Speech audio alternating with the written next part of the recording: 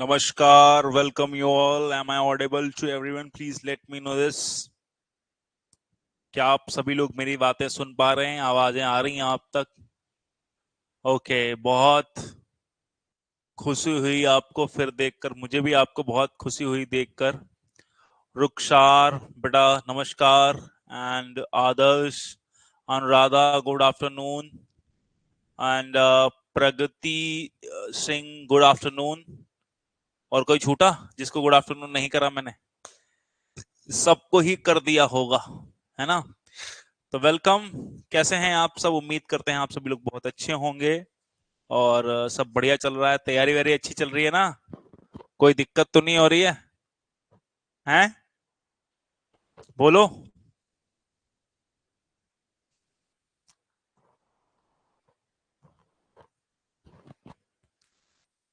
चलिए, good afternoon, good afternoon.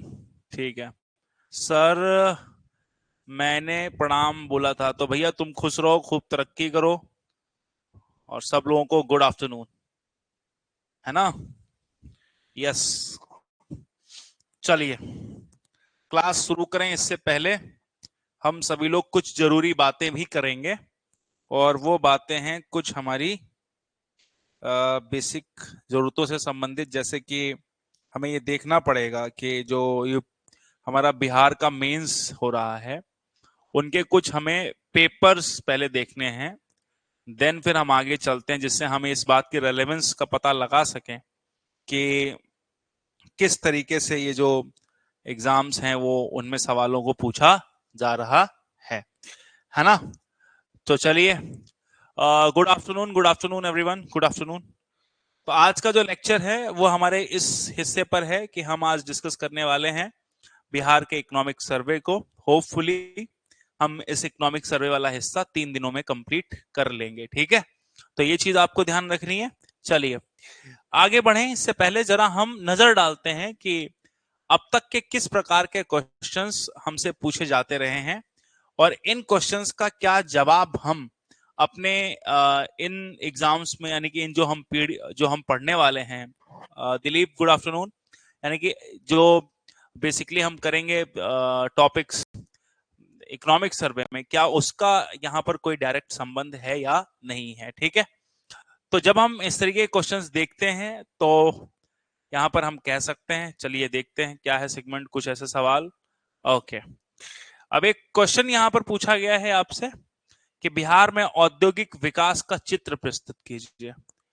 तो you must have some knowledge about, यानी कि क्वेश्चन, पहले क्वेश्चन को पढ़ते हैं फिर हम इस चीज को समझेंगे कि बिहार में औद्योगिक विकास का चित्र प्रस्तुत कीजिए। भारत के औद्योगिक विकास से तुलना कीजिए। इस राज्य में औद्योगिक पिछड़ेपन के कारणों को इंगित कीजिए। स्थिति को सुधारने के लिए बिहार सरकार द्वारा उठाए गए हालिया सुधारात्मक कदमों पर चर्चा कीजिए।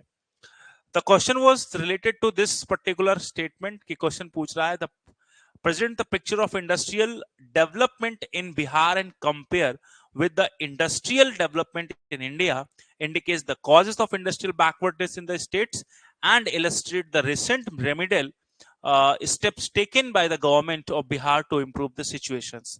तो पहला यहाँ पर हम एक टॉपिक लिख लेते हैं। यहाँ पर हम लिखना इसलिए शुरू कर रहे हैं जिससे कि हमें ये पता रहे कि हमें क्या क्या डिस्कस करना है कभी। तो एक क्वेश्चन यहाँ पर हमें इंडस्ट्री का सीधा सीधा दिखाई दिया, ठीक है? चलिए एक क्वेश्चन की तरफ चलते हैं। अब क्वेश्चन क्या पूछ रहा है? कह रहा है कि बिहार का प्रेजेंट बताओ कि बिहार इस इंडस्ट्री में कहाँ है और किन कारणों से, सरकार के द्वारा क्या कदम है। तो जब हम इकोनॉमिक सर्वे पढ़ते हैं तो इकोनॉमिक सर्वे में हमें एग्रीकल्चर, इंडस्ट्री, सर्विस सेक्टर, तीनों को लेकर चीजें बताई गई हैं। तो आपको टेंशन लेने की जरूरत नहीं है। अगर ठीक तरीके से किसी भी व्यक्ति ने, किसी बच्चे ने इकोनॉमिक सर्वे अगर पढ़ा होगा तो पता चलेगा। और हालांकि मैंने भी आपको जब इंडस्ट्री के का टॉपिक पढ़ाया है मेंस के अंदर, तो वहां भी इस टॉपिक पर काफी डिस्कशन किया है कि क्यों इंडस्ट्री पीछे है और किस तरीके से इंडस्ट्री का स्टेट वहां पर रहता है, वो क्या है, किस तरीके से काम करती है। तो ये एक पार्ट है जो इंडस्ट्री से रिलेटेड सवाल पूछा जा सकता है, और इसको हम बड़ी आसानी से इकोनॉमिक सर्वे की मदद से कर सकते हैं। एक क्वेश्चन और देखते हैं। देखो, जब इकोनॉमिक सर्वे जारी होगा तो उन सर्वेस के अंदर हमें ये जरूर बताया जाता है कि महिलाओं की स्थिति क्या है, गरीबों की स्थिति क्या है, अनएम्प्लॉयमेंट क्या है, इंफ्रास्ट्रक्चर कैसा है, जो नेचुरल रिसोर्स है उनकी स्थिति क्या है देश के अंदर। क्वेश्चन भी आप देखिए, ये क्वेश्चन विमेन एम्पावरमेंट से रिलेटेड पूछा गया है, और विमेन एम्पावरमेंट में आपको विमेन सेंट्रिक डेटा की जरूरत पड़ती है जब आप कोई ऐसा आंसर लिखते हो। तो विमेन सेंट्रिक डेटा हमें सबसे ऑथेंटिक कहां से मिल सकता है?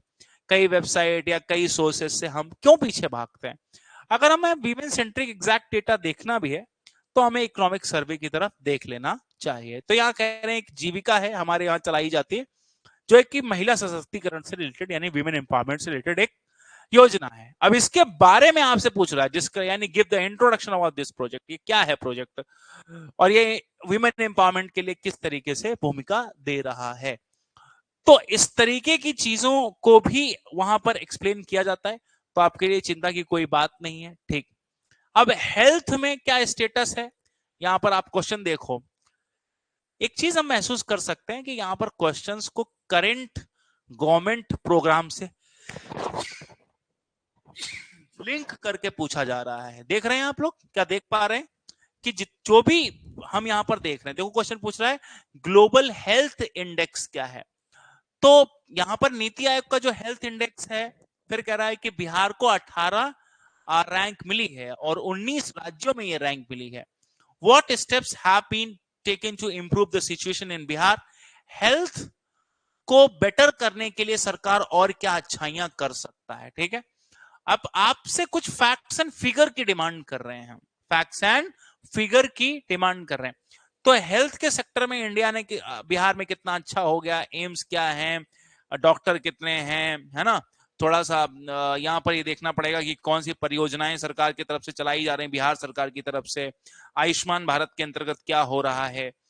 तो इस तरीके से एक क्वेश्चन को हम डील कर सकते हैं कि नहीं कर सकते हैं, क्योंकि क्वेश्चन कह रहा है कि एक अभी रैंक जारी हुई, इसमें बिहार का प्रदर्शन बहुत खराब है, और खराब प्रदर्शन को कौन से फैक्टर्स जो हैं वो रिस्पॉन्सिबल माने जाते हैं, क्यों ऐसा हो रहा है, वो कारण पूछ रहा है और उसका सुझाव आपसे पूछ रहा है। तो वो भी आप क्वेश्चन आसानी से कर सकते हो। ठीक है, अब एक यहां पर क्वेश्चन पूछ रहा है बिहार राज्य में विद्यमान प्राकृतिक संसाधनों के बारे में नाम लिखिए। बेटा, मैंने अभी आपसे कहा था कि इकोनॉमिक सर्वे, अब जैसे हम लोग पढ़ तो खूब रखते हैं लेकिन एग्जैक्ट डेटा, फैक्ट्स, ये सब चीजें हमें कहां मिलेंगी? तो आपको existing Bihar states, out of these select any two so the pockets where there are found, narrate their importance in the Bihar economy. इनमें से किन्हीं दो को चुनिए। जैसे आपको पहले बताने कि बिहार के अंदर कौन से नेचुरल रिसोर्स अवेलेबल हैं, ठीक है, और फिर उनमें से कोई दो नेचुरल रिसोर्स चुनिए और उनका दिखाइए कि किस तरीके से बिहार के डेवलपमेंट में योगदान है, बिहार के डेवलपमेंट में उसका कैसे योगदान है। तो यहां पर क्वेश्चन बहुत लिबर्टी भी आपको दे रहा है, ऐसा नहीं कि बिहार पर। तो जैसे मान लीजिए कोई भी इंडस्ट्री, अब तो पहले झारखंड भी हुआ करता था, अब झारखंड नहीं है ना, उसके बावजूद जो उद्योग या नेचुरल रिसोर्स बिहार के अंदर है, जैसे हॉर्टिकल्चर हो गया आपका, ठीक है ना, तो अब वहां पर किस तरीके से उनको और प्रमोट कर सकते हैं, फूड प्रोसेसिंग इंडस्ट्री को लगा सकते हैं कि नहीं लगा सकते, उससे जोड़कर आप लिख सकते हैं। तो यहां मेरा ये कहने का पर्पस है कि जब आप क्वेश्चन को देखते हैं तो you must have to first analyse the question. कई बच्चे यहां परेशान हो जाएंगे, क्वेश्चन को देखेंगे, उन्हें कुछ भी लिखना शुरू कर देंगे। देखो, क्वेश्चन जब आप देख रहे हो तो उस क्वेश्चन को पार्ट वाइज डिवाइड कर कर देखिए। ठीक है, जैसे यहां पर ही क्वेश्चन पूछा हुआ है कि बिहार में विद्यमान प्रमुख प्राकृतिक संसाधनों के नाम। तो यहां पर आपको मतलब ऐसे कोई कुछ भी नहीं लिख देना है, ये एक फैक्चुअल चीजें हैं कि जो बिहार में होता है नेचुरल रिसोर्स, आप उसके बारे में लिखेंगे, है ना। ऐसा नहीं कि आप कोई चीज लिख दें कि भाई बिहार में लिथियम होने लग रहा है, तो जो रिसोर्स आपके वहां पर अवेलेबल हैं हम उनके बारे में लिख दीजिए। फिर उनमें से कह रहा है कि कोई दो ऐसे रिसोर्स लिखिए जो बिहार के डेवलपमेंट में भूमिका नहीं। तो ये एक सवाल दो हिस्सों में बटा हुआ है, यानी कि ये ऐसा नहीं कि पूरा एक ही सवाल है और कोई निबंध बना के उसको लिख देंगे तो उससे अच्छा मार्क्स मिल जाएगा, ऐसा बिल्कुल नहीं है। ठीक है, यहां पर अब देखो जी, यहां पर एक चीज आपको ध्यान रखना है कि एक क्वेश्चन और पूछा जा रहा है। क्वेश्चन क्या है कि राष्ट्र के जीवन की गुणवत्ता स्वास्थ्य का सीधा संबंध भोजन एवं आहार संबंधी सुरक्षा से है। कितना बढ़िया सवाल है। सवाल है फूड सिक्योरिटी पर। तो आपके पास ये डेटा होना चाहिए ना कि कितने लोगों को सरकार भोजन दे रही है बिहार में। नेशनल फूड सिक्योरिटी एक्ट किस तरीके से बिहार में लागू है ना। तो किसी भी भारत के परिप्रेक्ष्य में आपको आंसर, लेकिन आपको बिहार का भी जिक्र पता होना चाहिए। तो पूरे देश को लेकर पूछ रहे हैं कि आपका अगर स्वास्थ्य अच्छा है, क्वालिटी ऑफ लाइफ अच्छी है, तो उसका मेजर सोर्स आपका फूड हो सकता है कि नहीं। तो उत्पादकता, खाद्यान्न की उपलब्धता, बागवानी आदि के मामले में उल्लेखनीय उपलब्धियां हासिल की। आप देखो, याद करिए, फूड प्रोसेसिंग इंडस्ट्री आपको पढ़ाई थी मैंने, और उसमें बताया था कि किस तरीके से हम आम के उत्पादन में, हम बेसिकली फलों के उत्पादन में, सब्जियों के उत्पादन में आगे हैं, लेकिन हम फूड प्रोसेसिंग इंडस्ट्री पर उसका बहुत बढ़ावा नहीं दे पा रहे। उपयुक्त परिप्रेक्ष्य में बिहार के कृषि विकास में प्रौद्योगिकी पर चर्चा कीजिए। ये सारी चीजें हैं, बट फिर भी बिहार में टेक्नोलॉजी का क्या स्तर है एग्रीकल्चर में, वो को सवाल देखो। सवाल पहले भारत को लेकर बता रहा है कि भारत में ये है, गुणवत्ता अच्छी होनी, अगर फूड सप्लाई मिल जाएगा तो स्वास्थ्य अच्छा रहेगा, लिविंग स्टैंडर्ड अच्छा रहेगा, और भारत ने इन सब में अच्छा काम किया। लेकिन भारत में तो अच्छा काम हुआ, लेकिन बिहार का बताओ। उसे क्वेश्चन को चेंज कर दिया। तो आपको क्वेश्चन को दो हिस्सों में पढ़ना पड़ेगा। एक स्टेटमेंट्स जो भारत को लेकर डिस्कस करी जा रही है, और एक हिस्सा जो यहां पर कृषि विकास से संबंधित है, लेकिन यहां पर ई टेक्नोलॉजी या टेक्नोलॉजी, तकनीकी, इन सब के बारे में पूछ रहा है कि हमने प्रौद्योगिकी में क्या किया। यानी कि इन सब मामलों में अगर हमारा फलों का उत्पादन बढ़ रहा है, सब्जियों का उत्पादन बढ़ रहा है, तो क्या कोई रोल है टेक्नोलॉजी का, तकनीकी का। तो अगर है तो उसको आप लिख दीजिए, बहुत सिंपल है, ठीक है ना, ध्यान रखना। अब यहां पर एक क्वेश्चन और पूछ रहे हैं जो कि टेक्नोलॉजी से रिलेटेड है। आप इसको लिख सकते हैं कि technology being more curse than a blessing. अब जैसे टेक्नोलॉजी का इस्तेमाल एक वरदान के रूप में है, ठीक है ना, एक वरदान से अधिक अभिशाप के रूप में है। पर्यावरण प्रदूषण के संबंध में पुष्टि कीजिए। तो साइंस एंड टेक जब हम पढ़ते हैं तो वहां पर हम सब लोगों को यह बताया जाता है कि किस तरीके से तकनीकी की वजह से, जैसे मान लीजिए आज के समय में हम स्पेस तक कचरा पहुंचा चुके हैं। तकनीकी की वजह से ही ये आपको पॉल्यूशन देखने को, गाड़ियां देखने को मिलती हैं। तकनीकी की वजह से इतनी मशीनें चल रही, तो CO2 एमिशन हो रहा है। तो बस वही सब चीजें, बहुत सिंपल है क्वेश्चन, ऐसा नहीं है कि बहुत खतरनाक सवाल है। फिर उसके बाद आपको यहाँ ज्योग्राफी का कुछ हिस्सा देखने को या उसका सवाल देखने को मिल सकता है, नैनो टेक्नोलॉजी, और इस तरीके से सवाल पूछ सकते हैं। तो major question of this paper, यानी जो 67th की बीपीएससी थी, वहां पर आपको मतलब हमारे ऐसे सवाल दिख रहे हैं जिन सवालों को इकोनॉमिक्स और इकोनॉमिक सर्वे से रिलेट करके हम लिख सकते हैं। क्या हम लिख सकते हैं? अगर हम अभी, मैंने आज पहली क्लास में आपके साथ इसलिए डिस्कस किया कि आपको एक आइडिया मिले कि ऐसे सवाल आ रहे हैं। आप अगर दूसरे सवालों को नहीं भी कर पा रहे, जैसे ज्योग्राफी के सवाल उतना नहीं कर पा रहे हैं, या अगर आप दूसरा कोई अन्य सवाल, तकनीकी का सवाल नहीं कर पा रहे, तो एटलीस्ट हम इस लायक बने कि हमें वहां इकोनॉमिक्स बचाए, है ना।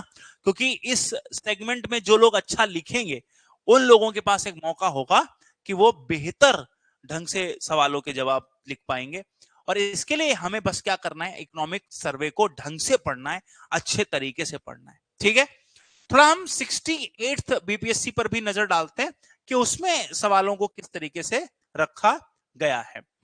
जैसे उसमें अगर सवालों को देखा जाए तो यहां पर हम देख सकते हैं, यहां पर पॉलिटी के क्वेश्चंस है, ठीक है, राज्यसभा का सवाल है। हाँ, एक क्वेश्चन क्या नेशनल लॉजिस्टिक पॉलिसी के बारे में है, तो इकोनॉमिक सर्वे में हो सकता है इसके बारे में ना दिया हो, है ना। और लेकिन जनरली होगा, अभी हम इसको पढ़ेंगे तो हमें पता चलेगा इकोनॉमिक सर्वे में है कि नहीं। लेकिन नेशनल इकोनॉमिक सर्वे में इसके बारे में दिया हुआ है, ठीक है। तो लॉजिस्टिक्स भी एक बड़ा है, और मैं उम्मीद करता हूं कि इसके बारे में हमारे इस बिहार के इकोनॉमिक सर्वे में भी दिया गया होगा। मैंने उस चीज को ध्यान नहीं दिया, लेकिन दिया गया होगा, ठीक है। फिर एक क्वेश्चन पूछ रहा है अटल इनोवेशन मिशन से रिलेटेड, ये सवाल भी आप देख सकते हो। Innovation mission like mentor India, ठीक है। तो नीति आयोग का एक इनिशिएटिव है अटल इनोवेशन मिशन, ठीक है। इनोवेशन उद्यमशीलता को बढ़ाने का काम करता है, ठीक है। अगर आपके देश के अंदर ज्यादा इनोवेशन आएगा, लोग ज्यादा क्रिएटिव होंगे, तो वहां पर सवाल देखो क्या पूछ रहा है, explain how it Atal innovation mission is promoting innovation and entrepreneurship. तो अटल इनोवेशन मिशन के अंतर्गत लोगों को हम प्रशिक्षण दे रहे हैं, है ना।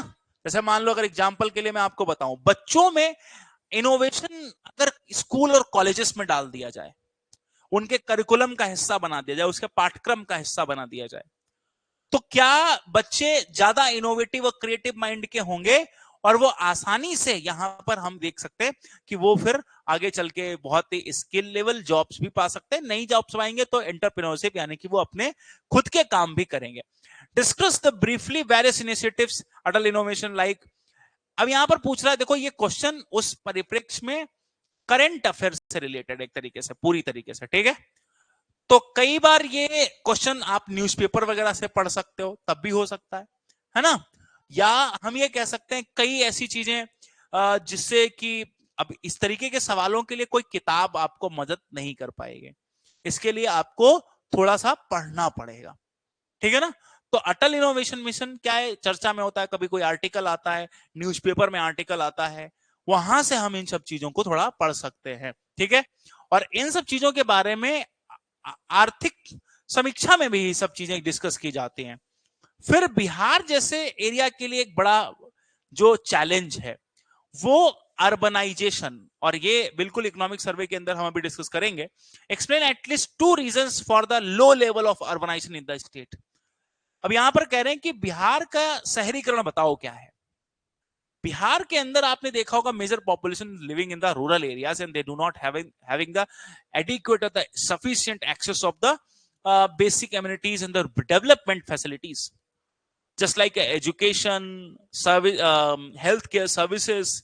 So these services is not accessible for at the affordable price to the Bihari peoples. तो जो लोग विलेजेस में रहते हैं उनको ये सब चीजें मिलती नहीं। And what are the causes why the urbanisation is not being extended. क्या ऐसा रीजन है जिसकी वजह से ये नहीं बढ़ रहा है। तो there are some basic problem behind this, उसको भी यहां पर लिखना है कि इन्वेस्टमेंट की कमी है। और अगर देखा जाए तो यहां पर कोई 2 कारण पूछ रहे हैं, ठीक है। जैसे इंडस्ट्रियल डेवलपमेंट नहीं बिहार का हुआ है। देखो शहर, या अगर हम देखें डेवलपमेंट 2 ही बेसिस पर होता है। एक तो होता है इंडस्ट्रियल डेवलपमेंट, इंडस्ट्री लगेगी तो शहर बनेंगे, इंडस्ट्री नहीं लगेगी तो शहर नहीं बनेंगे। आपका इस जैसे आज का ही, आज द हिंदू आप में से किसी ने पढ़ा है आज का? आप में से आज किसी ने अगर द हिंदू नहीं पढ़ा, बहुत ही ज्यादा मोस्ट इंपॉर्टेंट, ठीक है। 1 मिनट में आपको आर्टिकल दिखाऊं आज का, दिखाऊं, और उस आर्टिकल को सारे बच्चे पढ़ेंगे, ठीक है। क्यों बता दिया मैंने, सवाल आएगा उसका, इस बार मेंस में आएगा, 5 लाख% मैं कह सकता हूं कि सवाल मेंस में आएगा। तो क्या सवाल आएगा, आओ जरा मैं दिखाता हूं आपको, ठीक है। जरा ध्यान से देखें।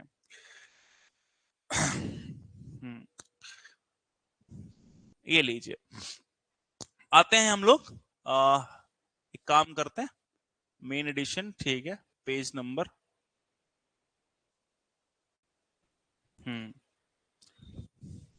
आप लोग पढ़ते हो न्यूज़पेपर? मैंने कहा था पढ़ना है, आप सब में से कितने लोगों ने पढ़ा न्यूज़पेपर, ऐसा कुछ है? बोलो।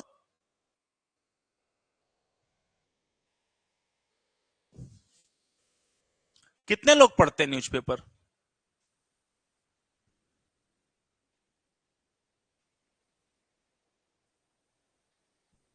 1 मिनट दीजिए जरा। बताओ बताओ, कितने लोग न्यूज़पेपर पढ़ते हैं या नहीं पढ़ते? जल्दी बोलिए। ये अपलोड नहीं हो रहा है। 1 मिनट दीजिए, बोलो बोलो। सर मैं, ठीक है, आप पढ़ते हो, बहुत बढ़िया।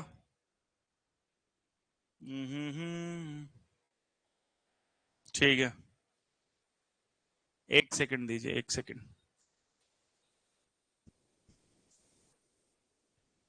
आज आज क्वेश्चन कैसे बनेगा वो मैं आपको दिखाता हूं। अपलोड क्यों नहीं हो रहा भाई?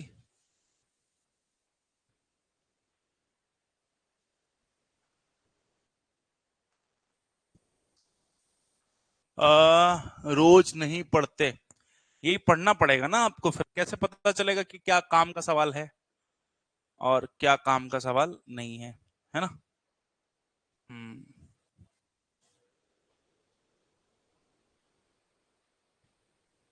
यस। अब आप देखो, Bihar call for special category status, है ना। there's a complete article which is based on the Bihar's special status demand from the center. So central government से Bihar special category of status की मांग करता है। हालांकि इसकी मांग की शुरुआत 1969 में होती, जब एक कैटेगरी नहीं बनती है, और उसके बाद से अब तक 11 राज्यों को स्टेटस दिया भी गया, लेकिन बिहार को नहीं दिया गया। लेकिन आप सबने इलेक्शन के रिजल्ट्स देखे होंगे, एनडीए अलायंस में टीडीपी और जेडीयू सबसे बड़ी भूमिका में। तो इसके जिस्ट को देखो जरा, मैं पूरा तो अभी नहीं पढ़ा सकता, लेकिन आपको ऐसे बताता हूं। बिहार के चीफ मिनिस्टर साहब ने, हो सकता है ऐसा माना जा रहा है कि एनडीए को इस शर्त पर यहां पर समर्थन दिया है कि बेसिकली यहां पर बिहार को एक स्पेशल स्टेटस दिया जाए। अब स्पेशल स्टेटस क्यों लेना है, बिहार के लोगों की जरूरत क्या है, क्या बेसिस है, किस आधार पर यह स्पेशल स्टेटस बनता है, ये चीज आपको ध्यान रखनी है। ठीक है, क्वेश्चन क्या है देखो, जिस्ट पढ़ाता हूं। अगर आपसे पूछा जाए कि भारत क्या है, क्यों है डिमांड बिहार के स्पेशल स्टेटस की, मैं आपसे वापस से कह रहा हूं, this is the most important, यानी कि इसको लिख लो, इस पर सवाल इस बार आएगा। इससे ज्यादा चर्चा में कोई चीज नहीं है बिहार के चुनाव की। तो कहते हैं कि 1969 में एक फिफ्थ फाइनेंस कमीशन था, उसने एक नए कैटेगरी की शुरुआत करी। उसने कहा ऐसे राज्य ज्योग्राफिकली, सोशली, इकोनॉमिकली जो बैकवर्ड हैं, डिसएडवांटेज्ड हैं, उन राज्यों को केंद्र सरकार एक स्पेशल स्टेटस दे सकती है। ध्यान से सुनना मेरी बात, क्या दे सकती है, स्पेशल स्टेटस। और जैसे स्पेशल स्टेटस मिलेगा तो उनको पैसा दिया जाएगा, ज्यादा पैसा दिया जाएगा। जैसे मान लो महाराष्ट्र को 10 रुपए मिल रहे तो आपको 15 मिलेंगे डेवलपमेंट करने के लिए। शुरुआत में जम्मू कश्मीर, नागालैंड, आसाम, बाद में फिर हिमाचल प्रदेश, उत्तराखंड, ऐसे राज्यों को जोड़कर 11 राज्यों को यह स्टेटस दिया जा चुका, और इन लोगों को ज्यादा पैसा देते दूसरे राज्यों की तरह। तो बिहार भी कहता है कि हमको भी दो। तो बिहार की demand for the special status, उसका रीजन ज्योग्राफिकली बैकवर्डनेस नहीं है, इकोनॉमिकली बैकवर्ड है। क्या बिहार के अंदर लो पर कैपिटा इनकम है? यस। बिहार के अंदर बिलो द पॉवर्टी लाइन से नीचे रहने वाले लोगों की पॉपुलेशन 1/3, अभी कास्ट सेंसस से हमें पता चला। साथ ही साथ बिहार के अंदर लो ह्यूमन डेवलपमेंट देखने को मिलता है। तो ये सारे रीजंस हैं। अगर आपसे पूछे कि why the Bihar is calling for this, कि क्यों उसे स्टेटस मिलना चाहिए, तो Bihar demand for the special status from its economic backwards, economic backwardness की वजह से बिहार चाहता है कि उसे स्पेशल स्टेटस दिया जाए। अब आपसे यहां पर पूछेंगे कि इसमें क्या प्रॉब्लम्स हैं, क्या ये बिहार को स्टेटस मिल सकता है? तो देखो जी, ये डिपेंड करता है, आज इससे बढ़िया मौका बिहार के लिए कभी नहीं बनेगा कि उसे स्पेशल स्टेटस। आप समझ रहे हैं कि ये एक अलायंस गवर्नमेंट है, और बिल्कुल यहां पर नीतीश कुमार जी के लिए एक अपॉर्चुनिटी है कि they can bargain with the ruling government regarding the Bihar status. If they are serious about this business, तो they can make the demand regarding this. अच्छा, इससे ये होगा कि जो पैसा बटता है राज्यों को, उसमें इन्हें ज्यादा पैसा मिलेगा, तो they can put some more development and spend on the welfare schemes. तो ऐसी कल्याणकारी योजनाओं पर ये ज्यादा खर्च कर पाएंगे। लेकिन प्रॉब्लम क्या है, अगर आपको इससे चैलेंजेस के तौर पर देखा जाए, अगर आपसे पूछे कि ऐसी चीजों को प्रमोट ना किया जाए, इसमें चुनौतियां क्या हैं, समस्या क्या है, सेंट्रल गवर्नमेंट इसकी डिमांड को क्यों रिजेक्ट कर सकती है, उसका एक बड़ा कारण भी हो सकता है। एक तो such type of status enhance the burden, enhance the physical burden on the government. क्या हम ये कह सकते हैं कि सरकार अगर बिहार को ये स्टेटस देती है तो सेंट्रल गवर्नमेंट को ज्यादा पैसा देना पड़ेगा बिहार को, तो वो एक तरीके का फिजिकल बर्डन हो सकता है, यानी कि उनके ऊपर एक बर्डन हो सकता है। एक तो प्रॉब्लम यह है कि खर्चा सेंट्रल गवर्नमेंट का ज्यादा बढ़ेगा। दूसरा प्रॉब्लम ये भी है कि क्या इसके आपको नेगेटिव कॉन्सिक्वेंसेस देखने को मिल सकते हैं। जैसे मान लो बिहार गरीब है, बिहार पिछड़ा है, ये बोलकर अगर कोई बिहार से ज्यादा पैसा लेगा तो यहां पर हो सकता है कि जो डेवलप्ड स्टेट्स हैं, दूसरे राज्य हैं, वो इसको अपोज करें कि ये क्या मतलब हुई। ये तो वही बात हो गई कि जो हम मतलब अगर हम डेवलपमेंट कर रहे हैं तो हमें ज्यादा पैसा दो ना, क्योंकि हमें ज्यादा पैसा दोगे हम और इंडस्ट्री लगाएंगे और रोजगार करेंगे, ये करेंगे, और आप इनको पैसा दे रहे हो। इसका मतलब तो ये हो गया कि जो पिछड़ा हुआ होगा उसको ज्यादा सहूलियत मिलेगी, ज्यादा सेंटर देगा, तो हम क्यों डेवलपमेंट करें, हम भी पिछड़ जाते हैं।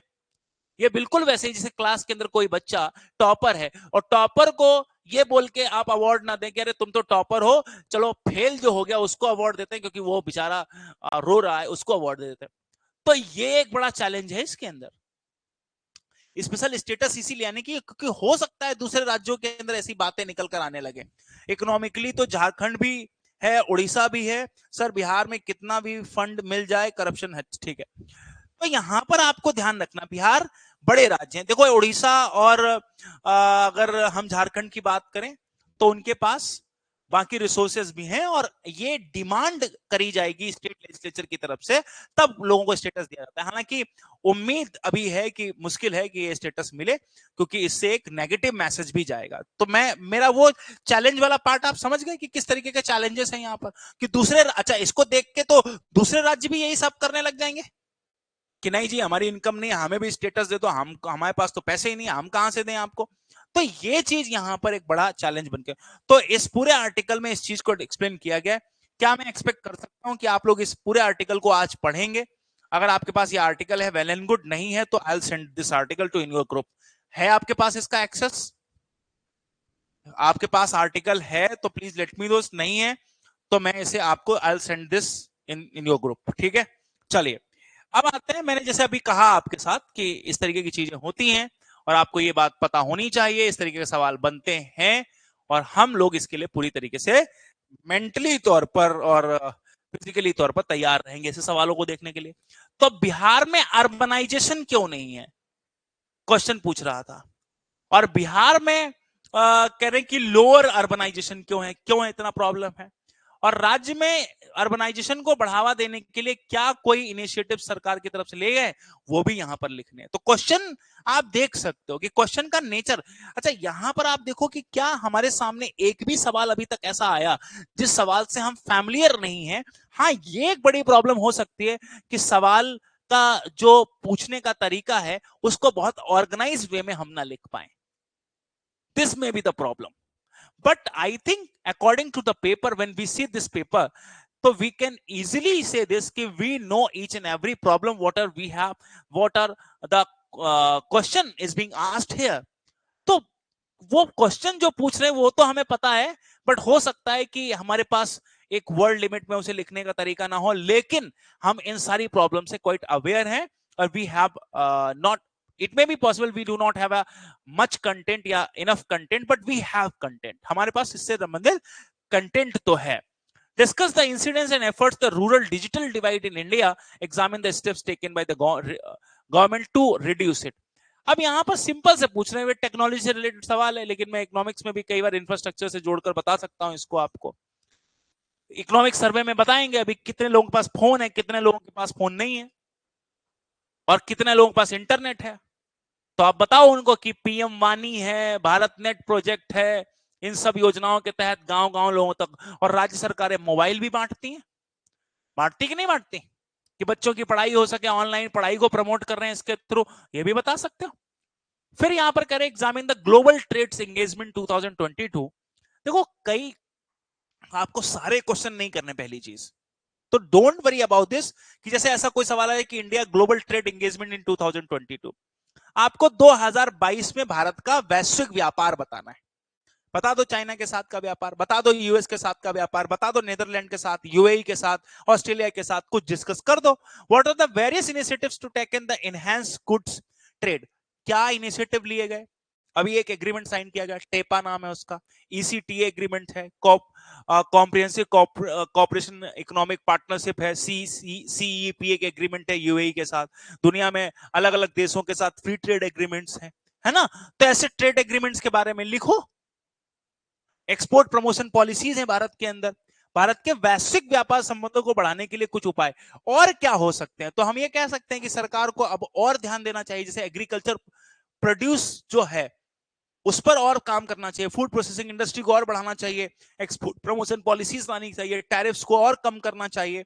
तो ये कोई बहुत ऐसा आउट ऑफ कंटेक्स्ट सवाल नहीं है जिसको आप नहीं कर सकते। एक क्वेश्चन देखो, हमने डिस्कस किया था, जिन लोगों ने मेंस की क्लास करी होगी they are quite aware about this, उनको बहुत आसानी से वो सवाल पता होगा कि ब्लू इकोनॉमी क्या है। याद देखो, blue economy is identified one of the 10 core dimension of the national growth. In light of above statement, discuss the significance for the economy and the list steps taken by to promote the blue economy and they sufficient. Simple बात कह रहा है कि भाई राष्ट्रीय विकास के लिए 10 मुख्य चीजों में ब्लू इकोनॉमी को भी रिकॉग्नाइज किया गया था। What is the blue economy? Everyone knows about this? Yes या no? Please let me know this by commenting. जल्दी बोलो कि क्या हमें ये पता है कि ब्लू इकोनॉमी क्या है? तो इन्होंने ये कहा कि जरा एक बात बताओ आप मुझे कि जो भी ब्लू इकोनॉमी है, उस ब्लू इकोनॉमी के अंदर क्या डायमेंशंस हैं, मतलब उस नेशनल डेवलपमेंट के लिए इंपॉर्टेंट है, बिल्कुल इंपॉर्टेंट है। फिर ये कह रहे हैं कि जरा इंपॉर्टेंस पर भी जरा बताओ।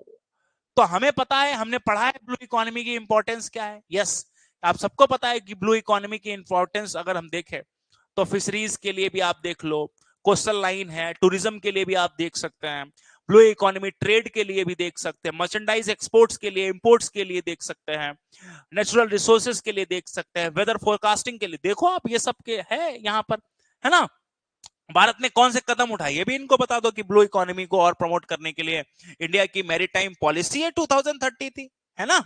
चलिए, अब यहां पर देखो क्वेश्चन पूछ रहे हैं कि on the basis of raw material, एक क्वेश्चन पूछे। अब क्वेश्चन भी सारे नहीं कर रहे हैं आपने, और करके पूछता है कि या तो एक इसमें से कर लो या तो इसमें से कर लो। देखो इधर क्या कह रहा है कि कच्चे माल, ठीक है, या तो ये करो या, दोनों इकोनॉमी का सवाल है। आप इकोनॉमिक्स को इग्नोर क्यों नहीं कर सकते? उसका रीजन आपके सामने मैं दे रहा हूं ना।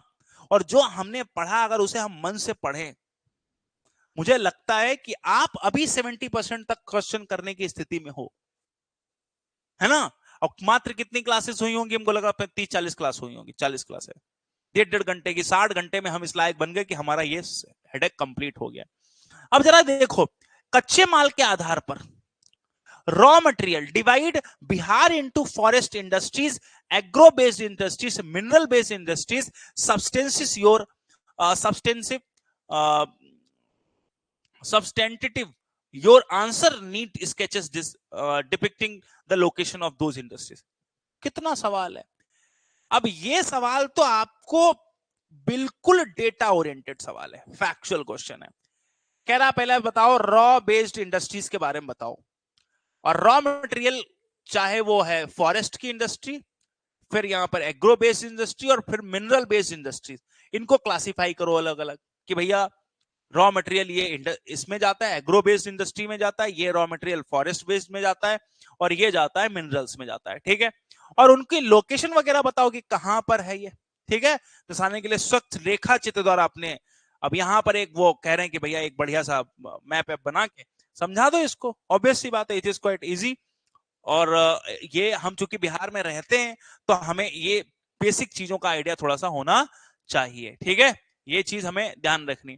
तो ये सेकंड पेपर हमने 68 का देखा। 69th वाले पेपर के अंदर आप देख सकते हो।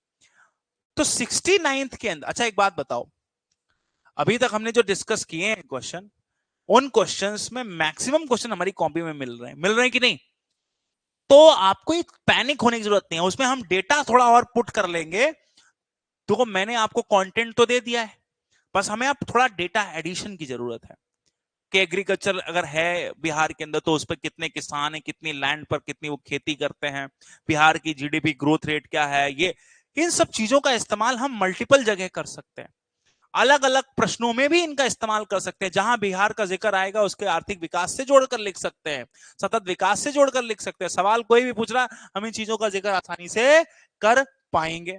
आइए अब देखिए, शुरुआत में तो संविधान से संबंधित सवाल है, फिर देखते हैं तो आगे आते हैं। अब यहां पर क्वेश्चन पूछ रहा है, जरा बताओ कि ऊर्जा के स्रोत क्या है। ठीक है, क्या है एनर्जी का सोर्स? तो एनर्जी का दुनिया भर का सोर्स है हमारे पास, renewable energy, fossil fuel energy, जो रिन्यूएबल लिखना है। And this sufficient to meet the domestic need, क्या वर्तमान में हम अपनी जरूरतों को पूरा करने के लिए तैयार हैं? What are the possible alternative sources of energy of India present a critical review. देखो आज के टाइम पर हम कोयले पर निर्भर करते हैं, ठीक है, एनर्जी की नीड्स बढ़ेगी डे बाय डे, ठीक है, आने वाले कुछ समय के अंदर एनर्जी की नीड बढ़ने वाली है। एनर्जी इंफ्रास्ट्रक्चर में हमें ये बात बताई भी जाएगी। अब अगर ये चीज बढ़ रही है और हम रिन्यूएबल एनर्जी पर कितना इन्वेस्ट कर रहे हैं, पर्यावरणीय क्या कॉन्सिक्वेंसेस हैं, पर्यावरण से संबंधित क्या यहाँ पर मुद्दे और हैं, जैसे हमने क्लाइमेट चेंज को लेकर कुछ टारगेट लिए जिसको पंचामत एग्रीमेंट कमिटमेंट कहते हैं, उनका सबका हवाला देते हुए लिख देना है, ठीक है। Discuss the tourism industry in India and analyse the future. अब आप सबको पता है टूरिज्म क्यों चर्चा में है। पिछले दिनों मालदीव के साथ कुछ विवाद हुआ, नए बजट के अंदर फिर उसका डिस्कशन हुआ, और सवाल यहां पर भी है कि नहीं है, टूरिज्म इंडस्ट्री पिछले कोविड-19 के बाद वापस से उबर नहीं पाई जितनी उसको उबरनी चाहिए थी, ठीक है, तो एक बड़ी समस्या। Describe the distribution of schedule caste schedule tribes population in Bihar, comment their level social economic development. अब यहां पर एक कास्ट बेस्ड सेंसस हुआ था बिहार के अंदर। कास्ट बेस्ड सेंसस है तो आप जनसंख्या का वितरण ठीक से लिख पाओगे, समझ पाओगे कितनी जनसंख्या कहां पर है। फिर आपको यह बताना है कि कोई भी अनुसूचित जातियां, अनुसूचित जनजातियां, उनकी सामाजिक आर्थिक दशा क्या है। अगर दशा अच्छी नहीं है तो वो दशा क्यों खराब है इसके बारे में लिख दो, बस हो गई बात, और क्या लिखना है। भौतिक विभागों में विभाजित कीजिए, ये तो ज्योग्राफी का सवाल हो जाएगा आपका, ठीक है। जलवायु परिवर्तन, जनसंख्या निर्देशालय शहरों को वर्गीकरण। अब देखो यहां पर क्या कह रहे हैं कि भारत में जनसंख्या निदेशालय शहरों का वर्गीकरण किस प्रकार किया जाता है। शहरों के क्लासिफिकेशन के बारे में पूछे कि सिटी कैसे डिस्क्राइब करते हैं, ठीक है। विभिन्न प्रकार के से वर्गीकृत शहरों को 2000 की जनगणना के अनुसार कुल आबादी एवं उनकी वृद्धि दर पर प्रकाश डालिए। अब ये question we can say this is the out of context question.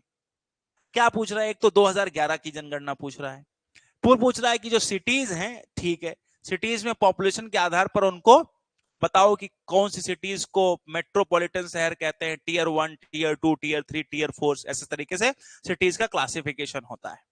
ठीक है जी, कर दिया क्लासिफिकेशन, मान लो आपने कर दिया। वैसे तो यूजुअली मुश्किल होगा क्योंकि अचानक से अगर ये सवाल आ गया तो हम इसमें नहीं कर पाएंगे, लेकिन अगर हमने कर दिया तो बस इतने तक नहीं रुकना है। फिर उसके बाद ये भी पूछ रहा है कि ये जो टीयर 1, टीयर 2, टीयर 3 सिटीज हैं, उनमें किस तरीके से पॉपुलेशन की ग्रोथ हुई। मान लो पटना बढ़ा तो पटना कितना बढ़ा, पटने में जितनी जनसंख्या बढ़ी उसकी फिर वृद्धि दर बताओ, ये सब करना है, ठीक है। 2000 जनगणना के अनुसार बिहार की जनसंख्या की विवेचना करें तो बिहार की जनसंख्या पर तो हम डिस्कस कर सकते हैं, इकोनॉमिक सर्वे हमें बता देगा कि क्या है बिहार के अंदर जनसंख्या, ठीक है। और साथ ही साथ वहां पर जो वर्क पॉपुलेशन है, कितने लोग काम कर रहे हैं, ये सब भी हमें बता देगा। One more question is here, ठीक है जी। एक ज्योग्राफी का हो गया, इकोनॉमिक्स का हो गया, करना चाहो तो आप कर सकते हो इसको। फिर देखो ज्योग्राफी और इकोनॉमी का क्वेश्चन है कि यहां पर टिकल डाउन थ्योरी के बारे में पूछा हुआ है। मैंने बताया था टिकल डाउन थ्योरी क्या है, आगे हमारे इसमें भी आएगा टिकल डाउन कंटेक्स्ट, हम इकोनॉमिक सर्वे में पढ़ लें। तो इस तरीके के सवाल हमसे यहां पर पूछे जा रहे हैं, तो वी कैन इजिली से दिस कि ऐसा नहीं कि बहुत कोई आउट ऑफ कंटेक्स्ट सवाल पूछ दिया, ऐसा सवाल पूछ दिया जिसका हम आंसर नहीं दे पाए। बहुत आसान है इस प्रकार के प्रश्नों को करना। आपको मैंने एक आउटलुक दे दिया है, ठीक है। मेजर कंटेंट, मेजर चीजें आपके बैच में पढ़ाई जा चुकी हैं, यस या नो में एक बार आंसर करिए, फिर मैं आगे की बात करूं कि हाँ पढ़ाई जा चुकी है। बस हमें कुछ करंट अपडेशन की जरूरत है, उसमें कुछ डेटा पुटिंग की जरूरत है, कुछ उसमें लिखने की जरूरत है। अच्छा एक चीज मुझे और बताओ, क्या आप सब लोगों को इकोनॉमिक सर्वे मिल गया है? हाँ या ना में आंसर करिए।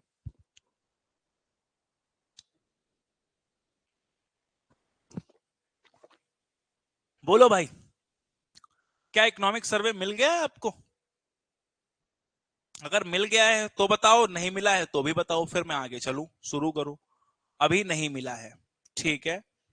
Okay sir, I had send answer but you had not checked it. Okay, I will check it by soon. नहीं मिला है, ओके। डोंट वरी, मैं आज बात कर लेता हूं कि ये क्यों नहीं मिल रहा है, जैसे आपको आज से कल में दिलवा देते हैं। तो चलिए शुरू करते हैं आज का इकोनॉमिक सर्वे, और इस इकोनॉमिक सर्वे के अंदर जो डेटा वगैरह है वो यहां पर हम देखेंगे, समझेंगे, ठीक है। और कोशिश ये रहेगी कि इस डेटा आपको नोट नहीं करना है, क्योंकि हम ये आपको पीडीएफ पूरी देंगे, ठीक है। मैं आपको यहां समझाने के लिए आया हूं, ठीक है, कि क्या है ये बिहार इकोनॉमिक सर्वे। तो just you can easily download the PDF at sources, आपको जहां भी सोर्सेस उपलब्ध होंगे वहां से आप इसको डाउनलोड कर लेंगे, ठीक है। चलिए अब देखो जी, सबसे पहले हम पूरी इकोनॉमी का एक ओवरव्यू लेते हैं। इकोनॉमी ओवरव्यू का मतलब है कि पूरी बिहार की अर्थव्यवस्था कैसी चल रही है, पूरे बिहार की अर्थव्यवस्था कैसी चल रही है। अब जब कभी भी आप लोग ना कहीं भी जीडीपी लिखा हुआ देखते हैं, तो उस टर्म को आप इंडिया के टोटल प्रोडक्शन के तौर पर देखिए कि जीडीपी का मतलब होता है पूरे भारत का टोटल प्रोडक्शन। लेकिन जब आप कहीं भी जीएसडीपी लिखा हुआ देखते हैं, तो उसे स्टेट का टोटल प्रोडक्शन देखिए। क्या देखिए? Total production of state. इसका मतलब है ग्रॉस स्टेट डोमेस्टिक प्रोडक्शन, यानी कि स्टेट की जीडीपी को ही हम जीएसडीपी कहते हैं। क्लियर है इतना? ठीक। बिहार राज्य की अगर बात करें, तो बिहार की जो जीडीपी है आज के समय में, वो करंट प्राइस पर जीडीपी है जो 7.5 लाख करोड़ रुपए जीडीपी है। लेकिन बिहार की रियल जीडीपी जो है वो 4.5 लाख करोड़ रुपए है। अब यहां से एक क्वेश्चन है, आपसे पूछा जाए कि बिहार को एक स्टेटस मिलने में क्या चुनौती आ सकती है, क्वेश्चन पूछा जाए आपसे कि व्हाट आर द चैलेंजेस की स्पेशल स्टेटस क्यों नहीं, हमारा आंसर यहां पर है। क्या हम ये कह सकते हैं कि देखो भाई, चुनौती पहली तो ये आएगी कि जब हम नेशनल ग्रोथ की बात करते हैं, तो वो ग्रोथ कहीं आज के समय में 7% पर चल रही है। लेकिन जब हम बिहार की इकोनॉमिक ग्रोथ की बात करते हैं, तो वो तो 10.6%, यानी कि नेशनल ग्रोथ से भी ज्यादा ग्रोथ रेट हैवी है। तो इसके की पॉइंट्स आप बनाते रहे ना, बाकी ये सारा कुछ आपको मिलेगा। इसका मतलब है कि बिहार की ग्रोथ रेट नेशनल एवरेज जो ग्रोथ रेट है उससे भी ज्यादा है।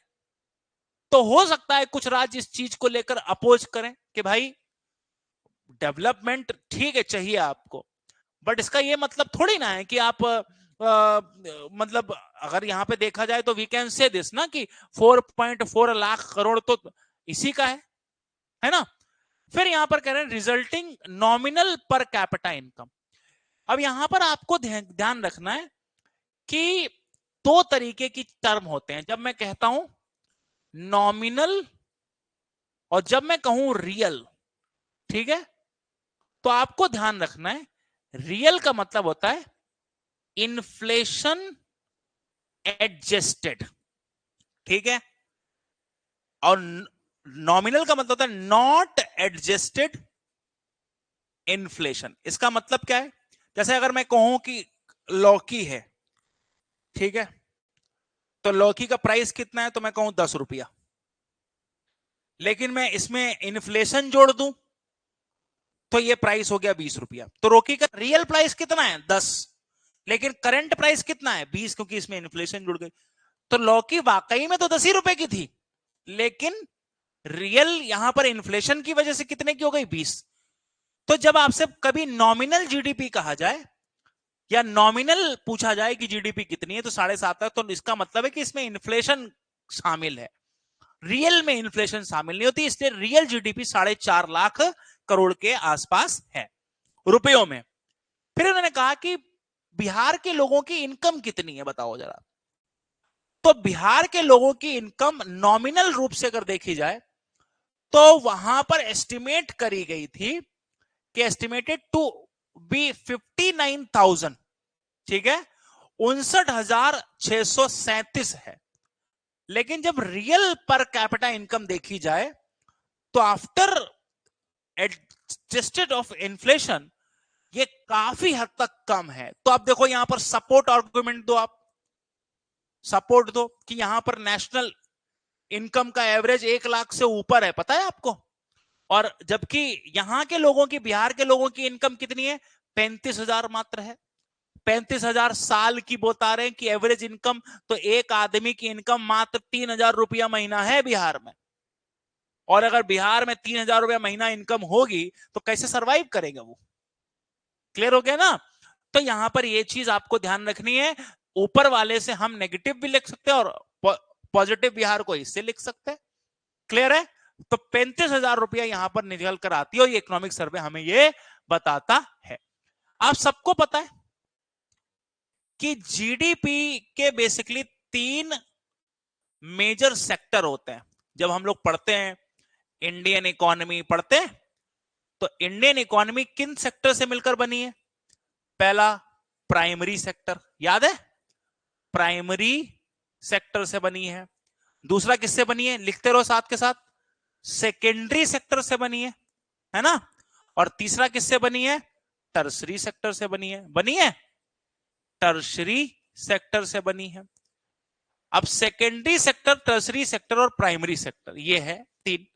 अब यहां पर आप देख सकते हो, आपसे पूछे जाए कि बिहार की इकोनॉमी में कितना कंट्रीब्यूशन करता है प्राइमरी, कितना एग्रीकल्चर या नेचुरल सोर्स से कितना आता है, इंडस्ट्री से कितना आता है, सर्विस सेक्टर से कितना आता है। तो अगर मैं बिहार की पॉइंट ऑफ व्यू से देखूं तो यहां पर आपको ग्रॉस वैल्यू एडिशन दिखाई देगा। कितना परसेंट? टर्सरी सेक्टर से आता है 60%, ठीक है जी।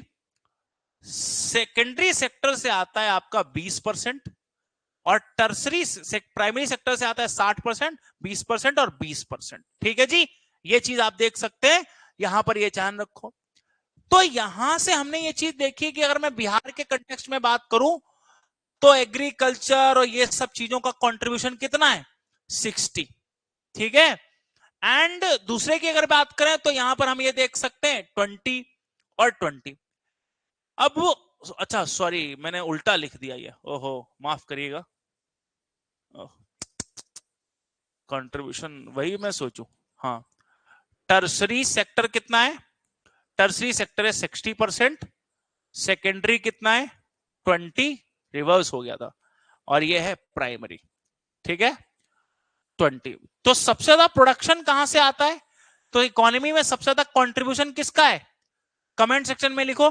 सबसे ज्यादा इकोनॉमी में कंट्रीब्यूशन यहां पर टर्सरी सेक्टर का है। लेकिन बिहार तो एक कैसा राज्य है, क्या मैं ये कह सकता हूं बिहार तो एग्रीकल्चर बेस्ड स्टेट है, इसका मतलब एग्रीकल्चर अच्छा नहीं कर रहा है।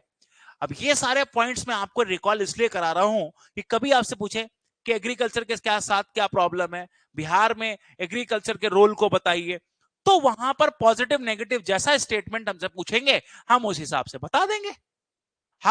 बता देंगे, अगर मैं प्राइमरी सेक्टर के बारे में पूछेंगे तो हम बता देंगे कि भाई 100 रुपया अगर बिहार कमाता है तो केवल 20 ही रुपए प्राइमरी सेक्टर वाले दे पाते हैं, है ना?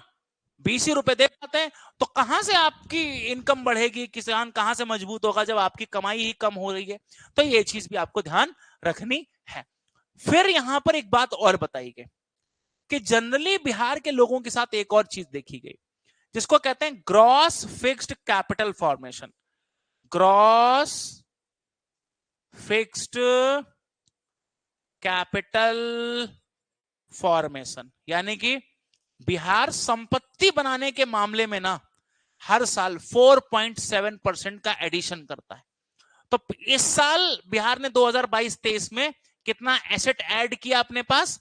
4.7%। इसको ऐसे समझो, जैसे मान लीजिए मैंने 1,000 रुपए अगर कमाए तो 1,000 रुपए में 4.5 रुपए का गोल्ड ले लिया, कुछ एसेट ले लिया, कोई काम की चीज खरीद ली, तो मैंने अपना कैपिटल फॉर्मेशन कितना किया? 4.5 रुपए। तो बिहार ने भी 4.7% का कुछ ऐसा कैपिटल फॉर्मेशन किया जो कि उनके लिए बेनिफिशियल या फायदेमंद साबित हुआ है। अब इसको थोड़ा और हम डिटेल करेंगे। क्यों करेंगे डिटेल? क्या एक क्वेश्चन हमारे सामने था कि आप जरा बताइए रॉ इंडस्ट्रीज क्या है, रॉ इंडस्ट्रीज को क्लासिफाई करिए कि वो एग्रो प्रोसेसिंग में किस तरीके से है, नेचुरल रिसोर्स में किस तरीके से है। याद है आपके सामने हमने डिस्कस किया था आपके। तो हमें क्या पता कि सवाल कैसे पूछेंगे, इसलिए हम एक तरीका और कर सकते हैं। जो भी हमारा प्रोडक्शन है, जहां से हम उत्पादन करते हैं, उस प्रोडक्शन सेक्टर को हम क्या करेंगे कैटेगरी वाइज डिवाइड कर ले, जिससे मुझे ये पता चल जाए कि किसका कितना मेजर कर, जैसे हमने अभी डिवीजन किया, लेकिन ये मेजर डिवीजन है कि टर्सरी में कितना, सेकेंडरी में कितना परसेंट। अभी मैं आपसे पूछूं क्रॉप कितना है, फसलों का योगदान कितना है बताओ, सर्विसेज का योगदान कितना है बताओ, उद्योगों में कितना योगदान, बैंकिंग से, कैसे बता पाओगे, नहीं बता पाओगे। तो it's time to more elaborate, यानी कि लाइव स्टॉक भी है, पशुपालन है, तो पशुपालन बिहार को कितना पैसा देता है, मैन्युफैक्चरिंग सेक्टर कितना पैसा देता है, कंस्ट्रक्शन सेक्टर कितना पैसा देता है, ट्रेड से कितना पैसा बिहार को आता है, कितना पैसा ट्रांसपोर्ट से, सर्विसेज से आता है। तो ये चीज हमें और ज्यादा एक्सप्लेन करके पता करनी पड़ेगी, जिससे कि अगर कल को मुझे पूछते हैं कि what are the challenges with the livestocks, तो मुझे पता तो रहे ना कि लाइव स्टॉक में चैलेंज है भी या नहीं है। पशुपालन क्या एक चुनौती है बिहार के लिए?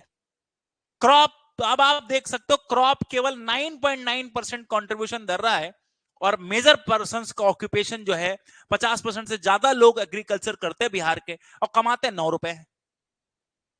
तो आपको यहां पर समझना पड़ेगा कि बिहार के किसान गरीब क्यों हैं, क्योंकि उनका प्रोडक्शन जो है उसको वैल्यू नहीं मिलती, उसको पैसे नहीं मिलते। अच्छे पैसे मिलेंगे तो इसका कंट्रीब्यूशन बढ़ जाएगा। प्रॉब्लम ये कि पैसे अच्छे मिल नहीं रहे। तो क्या दिखाया गया यहां पर, देखो जी, कह रहे हैं कि जो क्रॉप्स हैं वो 9.9% कंट्रीब्यूट करती हैं। क्रॉप्स का मतलब अगर 100 रुपया कमा रहे हो, बिहार कमा रहा है, तो उसमें से मात्र 9.9 रुपए बिहार फसलों को बेचकर कमाता है, which is not good sign for any condition. कहीं से भी अच्छी बात नहीं है। इसमें एक चैलेंज नजर आता है कि किसानों को उचित कीमत नहीं मिल रही, वेस्टेज ऑफ क्रॉप्स ज्यादा हो रहा है, वैल्यू एडिशन ज्यादा हो, प्रॉब्लम है, स्टोरेज प्रॉब्लम है, बिचौलिए प्रॉब्लम है। लिख दो, हो गया काम। क्रॉप से रिलेटेड सवाल बनेगा, कर दोगे कि नहीं कर दोगे, बोलो जी। आपसे पूछा जाए कि ये कम क्यों है भाई, इसको सही करो, तो हम कह देंगे कम इसलिए क्योंकि किसान को उचित कीमत ना मिले, वेस्टेज भी है, वैल्यू एडिशन भी है, स्टोरेज फैसिलिटी नहीं है, बिचौलिए ज्यादा है, तो हो गया, ये प्रॉब्लम ही है हमारे पास, ये 9.9 ही है कि नहीं, भले ही ज्यादा लोग काम करते हैं। लाइव स्टॉक, क्या जब एग्रीकल्चर इतना मेजर रोल है, तो 6.6 पैसा कैसे कमा सकते हो आप? 6.6 पैसा कैसे कमा सकते हो? आपको और कमाना चाहिए, क्योंकि जब किसान यहां गरीब है तो लाइफ स्टाइल पर फोकस करना चाहिए। लेकिन प्रॉब्लम क्या है, क्यों नहीं बढ़ रहा? आज के समय में ट्रॉपिकल डिजीज है, बीमारियां, बोलो, बीमारियां, फिर महंगाई, बोलो, समय का अभाव, बहुत सारी ऐसी समस्याएं जिनकी वजह से लाइव स्टॉक नहीं है। फिर जो प्रोडक्ट्स हैं उनकी मांग, अब पता चलता है दूध है, अब दूध खराब हो जाता है, उसकी फैसिलिटीज नहीं है ना, प्रोसेसिंग, वैल्यू एडिशन के कितने आपके पास ऐसे कोल्ड स्टोरेज हैं या ऐसी जगह हैं जहां पर आप लाइव स्टॉक के प्रोडक्ट रख पाओगे? जो पोल्ट्री का काम करते हैं, जो मीट का काम करते हैं, आजकल आप देखिए कितना नुकसान उसमें उठाना पड़ता है उनको, बीमार हो जाते हैं, उनका इलाज नहीं हो पाता पशुओं का, तो एक बड़ी समस्या है। अब ये बताओ, इसको तो हम ठीक कर सकते हैं ना, तो government needs to focus on this. क्या, जैसे क्रॉस ब्रीडिंग एक कॉन्सेप्ट निकला था, राष्ट्रीय गोकुल मिशन, गायों की क्रॉस ब्रीडिंग करी जाएगी, दुधारू गायों को हम लेकर आएंगे जो ज्यादा दूध दे सकें। करिए आप, इसमें क्या दिक्कत है? गाय पर, भैंसों पर, बकरियों पर यहां से दूध का उत्पादन बढ़ाया जा सकता है, बिना किसी प्रॉब्लम के बढ़ाया जा सकता है कि नहीं? तो यस, उसी चीज को यहां बताया गया है। लेकिन ये हमें ये भी तो बता रहा है कि देयर आर सेवरल चैलेंजेस, बहुत चुनौतियां हैं, कृषि क्षेत्र विकसित नहीं है, प्राइमरी क्षेत्र का बहुत योगदान नहीं है, तो उसमें क्रॉप का कंट्रीब्यूशन कम होना, साथ ही साथ लाइव स्टॉक का कंट्रीब्यूशन कम होना एक मेजर रोल प्ले करता है। ठीक है, ओके। अब आते हैं मैन्युफैक्चरिंग। मैन्युफैक्चरिंग 8.7% कंट्रीब्यूशन है, एंड द कंस्ट्रक्शन सेक्टर में कितना कंट्रीब्यूशन है? 9.4%। आप कहोगे इतने ज्यादा लोग हैं बिहार के अंदर और मात्र 100 रुपए में से 8.7 रुपया कमा रहे हैं मैन्युफैक्चरिंग वाले, बस। आप ये सोच सकते हो कि भैया अगर मैन्युफैक्चरिंग होगी नहीं तो वैल्यू एडिशन भी नहीं होगा, वैल्यू एडिशन नहीं होगा तो अच्छी कीमत भी नहीं मिलेगी। बोलो ना, ऐसे ही होगा ना। वैल्यू एडिशन नहीं होगा तो अच्छी कीमत नहीं मिलेगी। अरे अच्छी कीमत नहीं मिलेगी तो कहां से मजबूती आएगी? तो आपके उद्योग एक बड़ा रीजन हो सकते हैं कि उद्योगों का अभाव। बोलो जी। फिर कहते हैं इनोवेशन, नवाचार का अभाव, स्किल का अभाव, एंटरप्रेन्योरशिप का अभाव, इंफ्रास्ट्रक्चर का अभाव। देख लो, आप चैलेंजेस देख लीजिए कि why this particular segment is only contributing approx 20%। उसका मेजर रीजन है कि बिहार के लोगों को स्किल नहीं दे पाए, बिहार के लोगों को इनोवेशन नहीं सिखा पाए, बिहार के लोगों को हम इंफ्रास्ट्रक्चर नहीं दे पाए। If any of the young boy those who are having some good entrepreneurship skills and they go for the bank and ask for the loans, sometimes it will be problem to get the loans.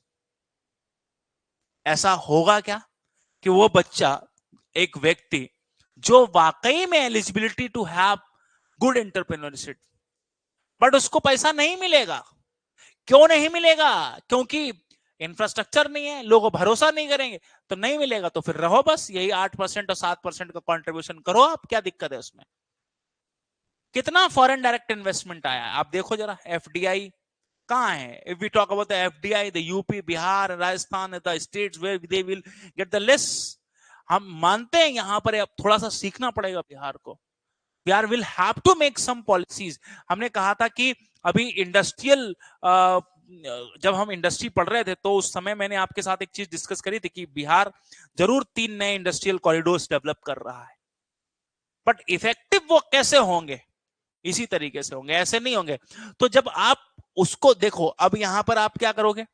जब answer industry से ले रहा, पूछा industry से सवाल, लिखना है हमको, ये चैलेंजेस में ये भी लिख देना है, प्रॉब्लम्स में ये लिख देना है। हो गया आंसर? हो गया कि नहीं हो गया? बताओ जरा। यस। फिर कहते हैं ट्रेड एंड रिपर्स 15% और बाकी जो सर्विसेज हैं वो 60%। सर्विसेज का कंट्रीब्यूशन अच्छा है, उसको हम बिल्कुल लिख सकते हैं कि इसमें और प्रमोट कर सकते हैं, चीजें और अच्छी कर सकते हैं। तो वो चीज यहां पर बताई गई कि ट्रांसपोर्ट, स्टोरेज, ये सब सर्विसेज जो है 10% के आसपास कंट्रीब्यूट करती हैं। क्या आपको ये सारी बातें समझ आ रही हैं कि किस तरीके से इकोनॉमिक सर्वे को केवल डेटा ओरिएंटेड नहीं पढ़ना है? We have to analyse the reasons, हमें उनके कारण भी सोचने हैं और तब जाकर हम मेंस का एक अच्छा उत्तर लिख पाएंगे। Is this clear? Please let me know this. क्या आप इस चीज को समझ पा रहे हैं जो मैं आपको समझाने की कोशिश कर रहा हूं बच्चों? फटाफट बता दो मुझे कि हाँ जी हम समझ ले रहे, कोई दिक्कत नहीं। अब आते हैं प्रति व्यक्ति आय पर। प्रति व्यक्ति आय को हमें थोड़ा सा समझना पड़ेगा। क्या समझना पड़ेगा? देखो जी, प्रति व्यक्ति आय क्या है इन्होंने यहां पर समझाया है, वो सब चीजें हम आपको इकोनॉमिक्स में पहले ही समझा चुके हैं। व्हाट इज प्रति व्यक्ति आय पर? क्या देखो, जब आप कोई डेटा देखते हैं ना, तो as a student you must have to, मतलब आपको ये कुछ सोचना चाहिए, आपको कुछ थॉट प्रोसेस में डालना चाहिए कि ये क्यों डेटा है, ये ऐसा क्यों है। आप फिर इससे संबंधित थोड़ा analyse, you need to analyse that data. Question क्या दिखा रहा है? नॉमिनल पर कैपिटा इनकम जो है वो 59,000 है और रियल पर कैपिटा इनकम 35,000 है। ये चीज यहां पर बताई गई। इसको मैं अलग अलग तरीके से देख सकता हूं, ठीक है। क्या मैं ऐसा कह सकता हूं कि अगर देखा जाए कि इंडिया से कंपेयर करो आप, ठीक है, इंडिया की नॉमिनल कितनी है पता है आपको? अगर मैं इसे इंडिया से डालूं तो इंडिया की नॉमिनल है 1,72,276 और इंडिया की रियल पर कैपिटा इनकम है 98,374। ये 2022-23 का डेटा है, ठीक है। ओके। अब इन्होंने ये क्या कहा है, ये भी कह रहे हैं कि एवरेज एनुअल परसेंटेज रियल के अगर मामले में देखें तो थोड़ी सी बढ़ी हुई है, वो तो एक अलग चीज हो गई। लास्ट ईयर से 9% बढ़ी है, और ये इसको आप कंपेयर करो जरा। क्या हम ये बात कह सकते हैं, ये शब्द जो लिखते हो ना, पिछड़ा राज्य है, सपोर्ट दिस आर्गुमेंट, इस आर्गुमेंट को सपोर्ट करिए। कैसे करेंगे? इसी से कर देंगे कि राष्ट्रीय स्तर पर जब पूरे राज्यों को मिला के औसत आ रहा है 98,000, और हमारे बेचारे बिहार में रहने वाले लोगों की औसत आय आ रही है 35,000, तो जमीन आसमान का अंतर है, यानी कि तो 3 गुना कम हो गया, लगभग 2.7 टाइम्स कम है ये। तो ऐसे में तो हम कह सकते हैं ना, बिहार एक पिछड़ा राज्य है, कर दिया स्टेटमेंट को सपोर्ट। आप इसको कंपैरेटिवली देखिए, अगर पूरे देश में ही नेशनल इनकम या पर कैपिटा इनकम कम होती, प्रति व्यक्ति आए कि औसतन एक आदमी इतना ही कमाता है, तो मैं इस एग्रीमेंट को सपोर्ट कर लेता, लेकिन अभी नहीं कर सकता। तो यहां पर अगर आपसे पूछे कि लक्ष्य क्या होना चाहिए, focus, government must have to focus to increase the per capita income. आपने कहा क्या बात करो, पर कैपिटा इनकम पे क्यों, हम नौकरी वोकरी ये सब का पर कैपिटा इनकम लिख दो, सब ठीक हो जाए। क्यों? क्योंकि पर कैपिटा इनकम, जब हम ह्यूमन डेवलपमेंट इंडेक्स निकाले थे बेटा, याद करो, तो मैंने बताया था 3 मेजर कंपोनेंट्स या डायमेंशन थे उसमें।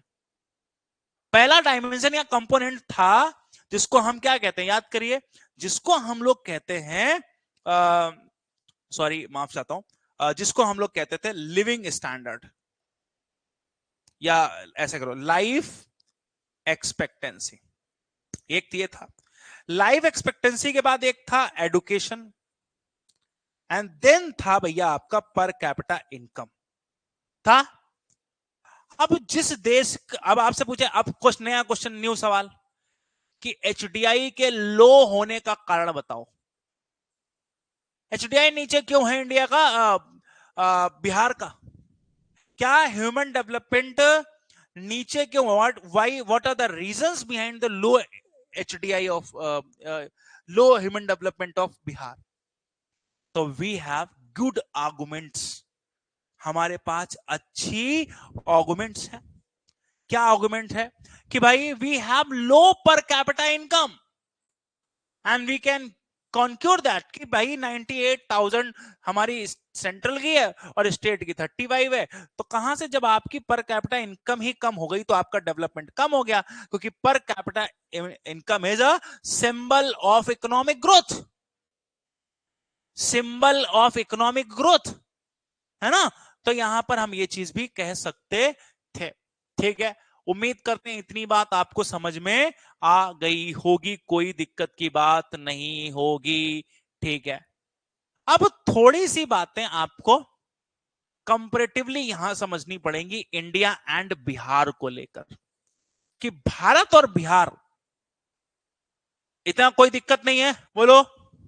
हम एजुकेशन में लो हैं, हेल्थ में लो हैं, वो तो हम आगे देखेंगे, लेकिन there was a one major behind reason behind this, that was a per capita income. ठीक है, तो वो हमने फैक्चुअली प्रूव कर दिया कि क्यों है लो, हम फैक्चुअली प्रूव करते हुए चलेंगे आगे की तरफ। ठीक है, अब हम ये देखते हैं कि हमने चीजों को यहां पर 2017 से 2021-22 से कंपेयर किया है।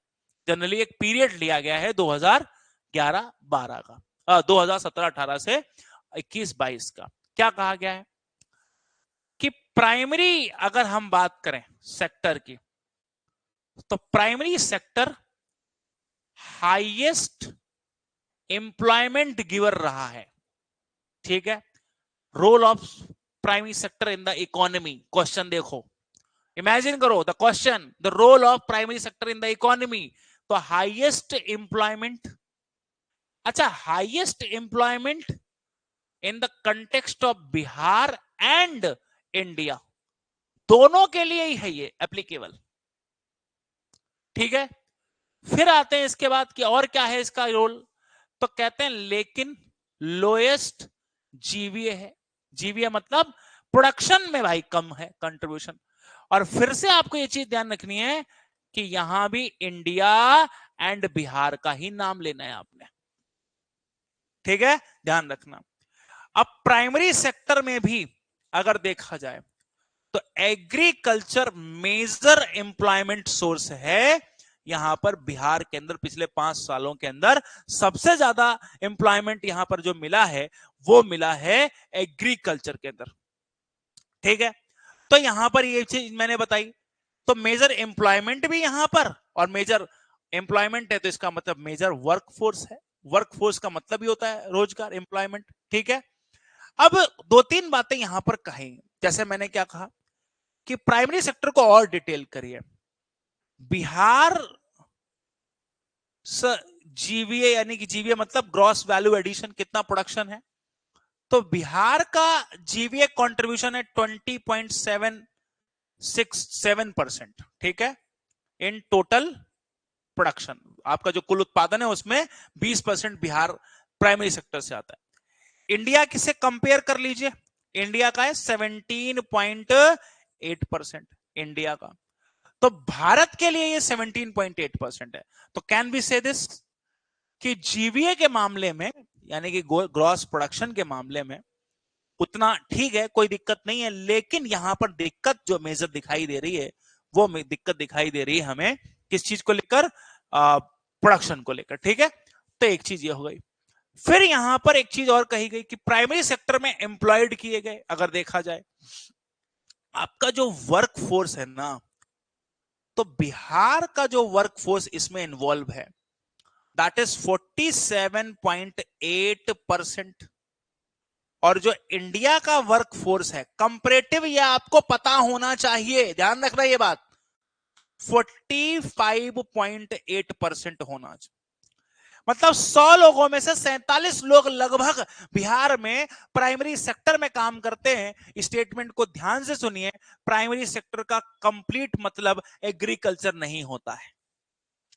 प्राइमरी सेक्टर मतलब एग्रीकल्चर भी शामिल है, एलाइड सेक्टर भी शामिल है, ये चीज आपको ध्यान रखनी होगी, ठीक है।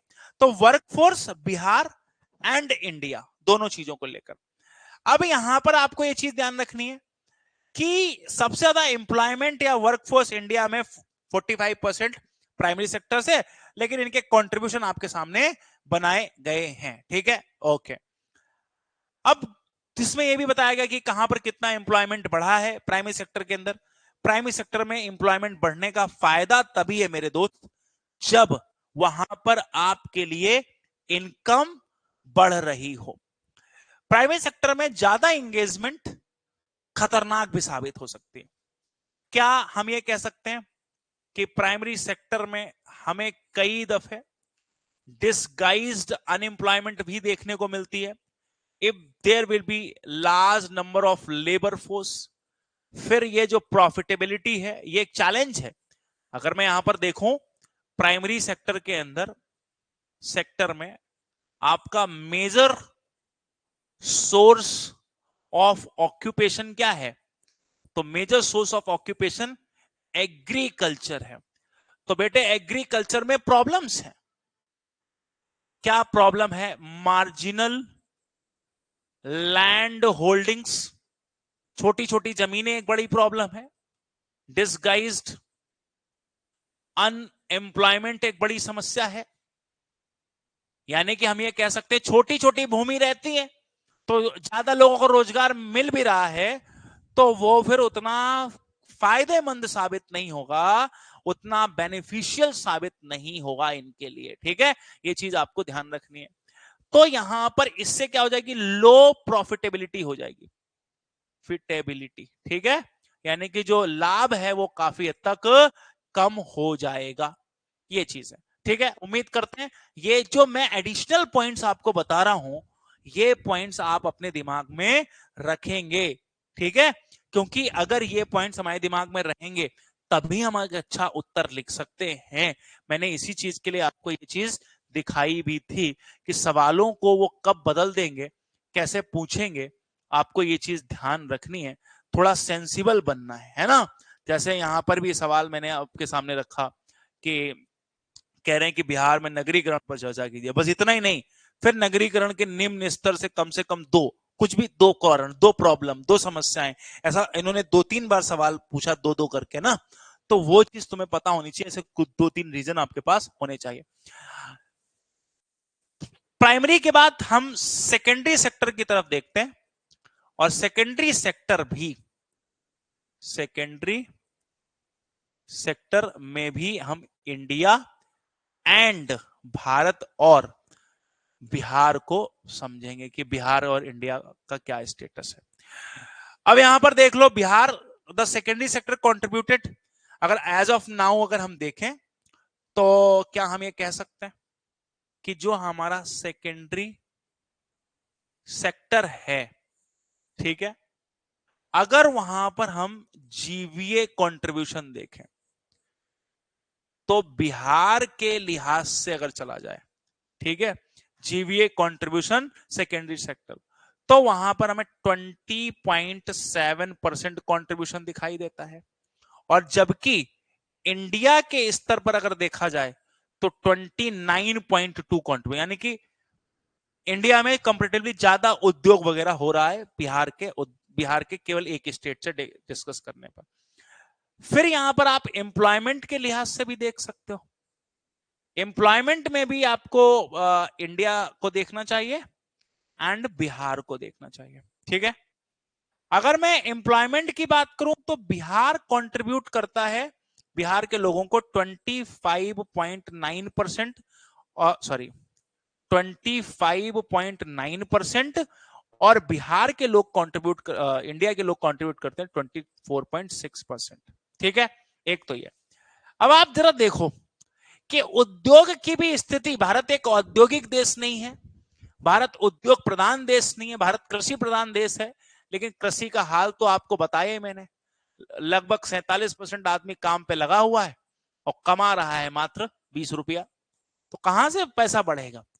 इसलिए सेकेंडरी सेक्टर में अगर देखा जाए तो लगभग 25-26% लोग काम कर रहे हैं, लेकिन कमा रहे हैं वो 20 रुपए, तो कोई बहुत बड़ा यहां पर हम वो नहीं देख रहे हैं, ठीक है। इसमें एक चीज और ध्यान रखना है, हाईएस्ट अगर सेकेंडरी सेक्टर की बात करें तो सबसे ज्यादा हाईएस्ट सेकेंडरी सेक्टर में हाईएस्ट एम्प्लॉयमेंट जो ये दे रहे हैं, वो दे रहे हैं कंस्ट्रक्शन में। किसमें दे रहे हैं? कंस्ट्रक्शन में। तो कंस्ट्रक्शन में हाईएस्ट एम्प्लॉयमेंट है, तो 18.6% लोग कंस्ट्रक्शन में काम में लगे हुए हैं, और वहीं इंडिया में 12.4% लगे हुए हैं। ये चीज यहां पर भी एक अलग से सिनेरियो याद रखना। इससे क्या पता चलता है? इससे यह पता चलता है कि हमारी मैन्युफैक्चरिंग सेक्टर जो है ना, मैन्युफैक्चरिंग सेक्टर हमेशा एक क्वेश्चन मार्क में है। पीछे मैंने बताया भी कि इंडस्ट्री प्रमोट नहीं होने के क्या क्या रीजन हो सकते हैं, क्या क्या कारण हो सकते हैं, वो आपके साथ डिस्कस किया था अभी, ठीक है। आइए अब चलते हैं आगे। आगे क्या है?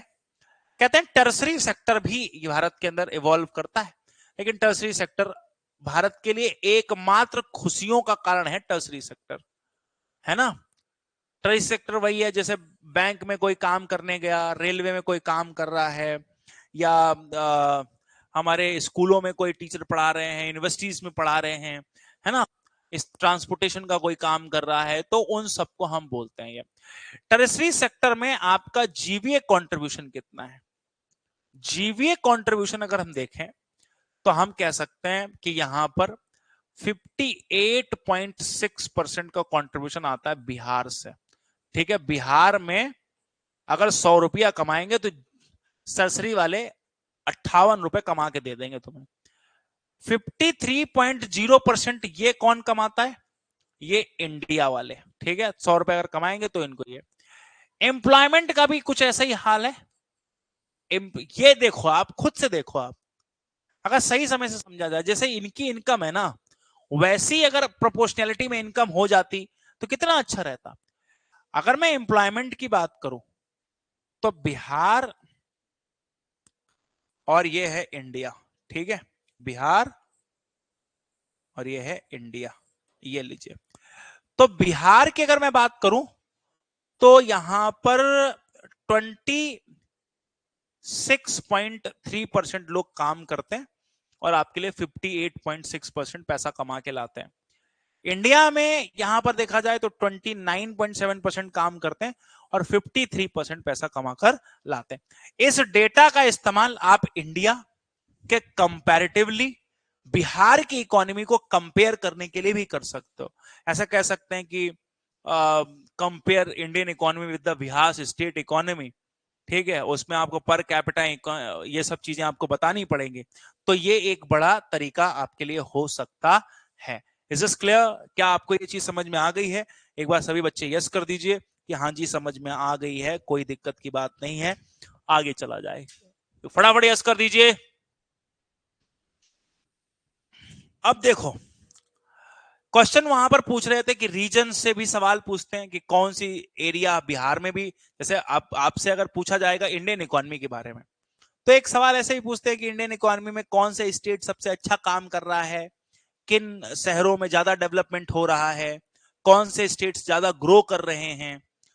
तो जब मैं बिहार की बात करता हूं तो मुझे यह भी तो जानना पड़ेगा कि बिहार के डिस्ट्रिक्ट का क्या हाल है और कौन से सबसे प्रॉस्पेरस है ना, और कौन से स्टेट सबसे प्रॉस्पेरस है और कौन से सबसे मोस्ट इंप्रूव्ड है। इंप्रूव्ड मतलब सबसे बढ़िया सुधार कर रहे हैं। तो बिहार में कहा गया कि अगर देखा जाए, देखा है जीडीडीपी, जीडीडीपी मतलब पूरे डिस्ट्रिक्ट की जीडीपी कितनी है, ठीक है।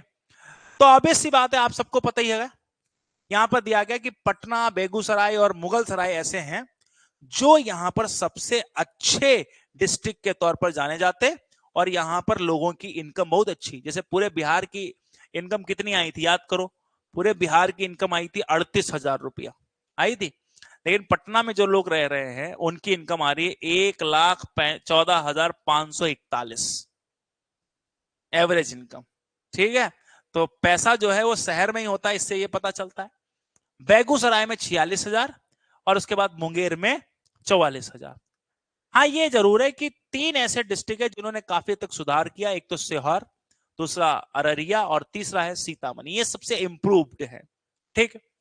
कंजम्पशन ऑफ पेट्रोल, यानी कि यहां पर कहा गया कि प्रति 1,000 लोग कितना पेट्रोल कंजम्पशन करते हैं। डेटा इररिलेवेंट है, बस जानकारी के लिए आपको याद रखना है। पटना के अंदर बोल दिया कि भाई 17.2 मिलियन टन इस्तेमाल करते हैं ये लोग, ठीक है, मीट्रिक टन या मिलियन टन जो भी होगा, एमटी क्या है पता नहीं। तो पेट्रोल में पटना, मुजफ्फरपुर, पूर्णिया सबसे आगे है, सबसे ज्यादा इस्तेमाल करने वाले लोगों में। गाड़ियां भी यही होंगी ना, ऑब्वियस सी बात है। बांका, लखीसराय और सियोर सबसे ज्यादा पेट्रोल ज्यादा इस्तेमाल करने में सुधार कर रहे हैं।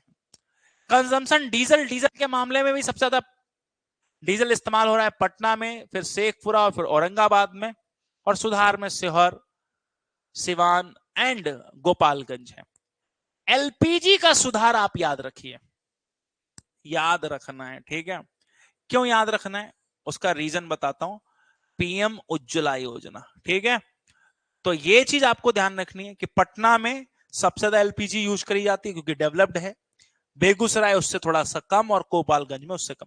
आंकड़े याद नहीं रखने आपको, क्रोनोलॉजी याद रखनी। पटना एक ऐसा डिस्ट्रिक्ट जरूर है बिहार का जहां पर सबसे ज्यादा आपको एलपीजी का यूज दिखाई होता हुआ दिखाई देगा।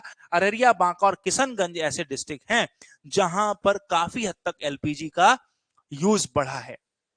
एलपीजी के यूज बढ़ने का फायदा क्या है पता है आपको?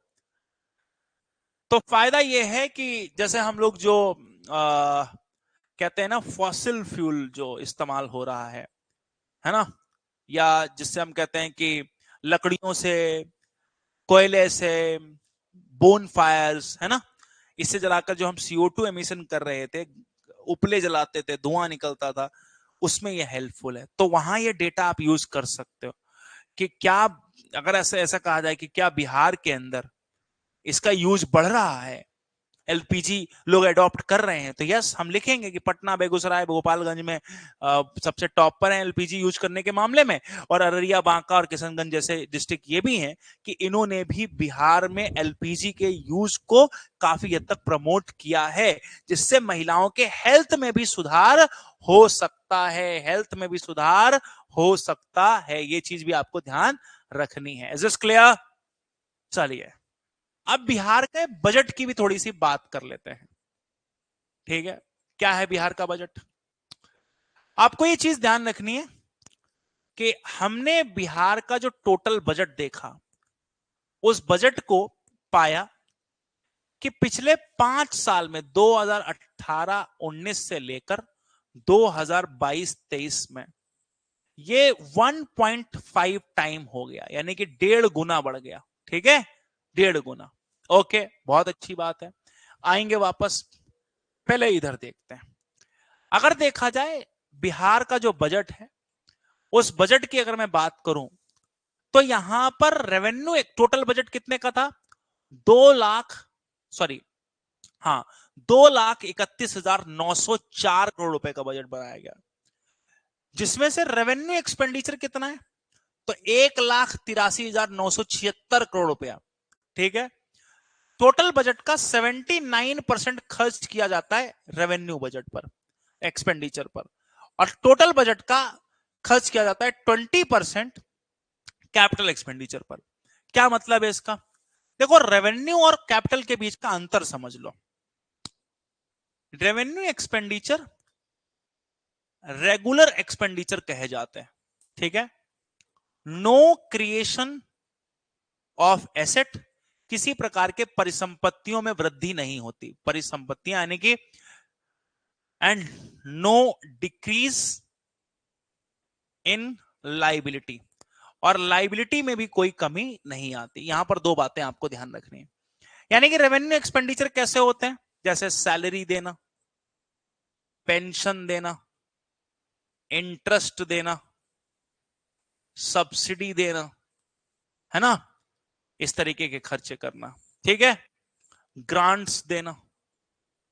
तो स्टेट गवर्नमेंट पैसा खर्च कर रही है, लेकिन उससे कुछ बनवन नहीं रहा भाई, उससे खाली चालू खर्चे हो रहे। ठीक है, ऑफिस का बिल देना, बिजली का बिल देना, ये सब हो रहा है, तो उससे सड़क वड़क का निर्माण नहीं होता। कैपिटल एक्सपेंडिचर देखते हैं कितना है। कैपिटल एक्सपेंडिचर 47,000 करोड़ के आसपास है।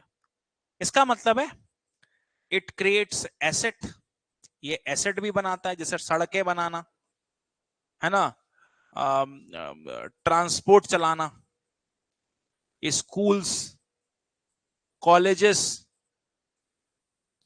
हॉस्पिटल्स, ये एसेट हैं, ये पैसा कमा के सरकार को देंगे। इसके अलावा अगर देखा जाए तो डिक्रीज इन लाइबिलिटी बोलते हैं इसको, यानी कि कर्ज चुकाना, तो ये भी कैपिटल एक्सपेंडिचर का हिस्सा है। तो केवल ये एक बड़ा चिंताजनक बात है कि टोटल बजट का लगभग 20% हिस्सा ही यहां पर कैपिटल एक्सपेंडिचर किया जा रहा है। हाँ, ये जरूर एक समझदार हम कह सकते हैं कि ये एक बड़ा समय आ चुका जब हम इतना बड़ा काम कर रहे हैं, इतना मेजर खर्चा कर रहे हैं, हालांकि इसे और इंप्रूव होना चाहिए। अब एक सवाल बनता है, what are the main causes behind the bad infrastructure of Bihar? तो हम वहां पर लिख सकते हैं कि जितना एक्सपेंडिचर, कैपिटल एक्सपेंडिचर सरकार को और करना चाहिए, as of now government is unable to do that.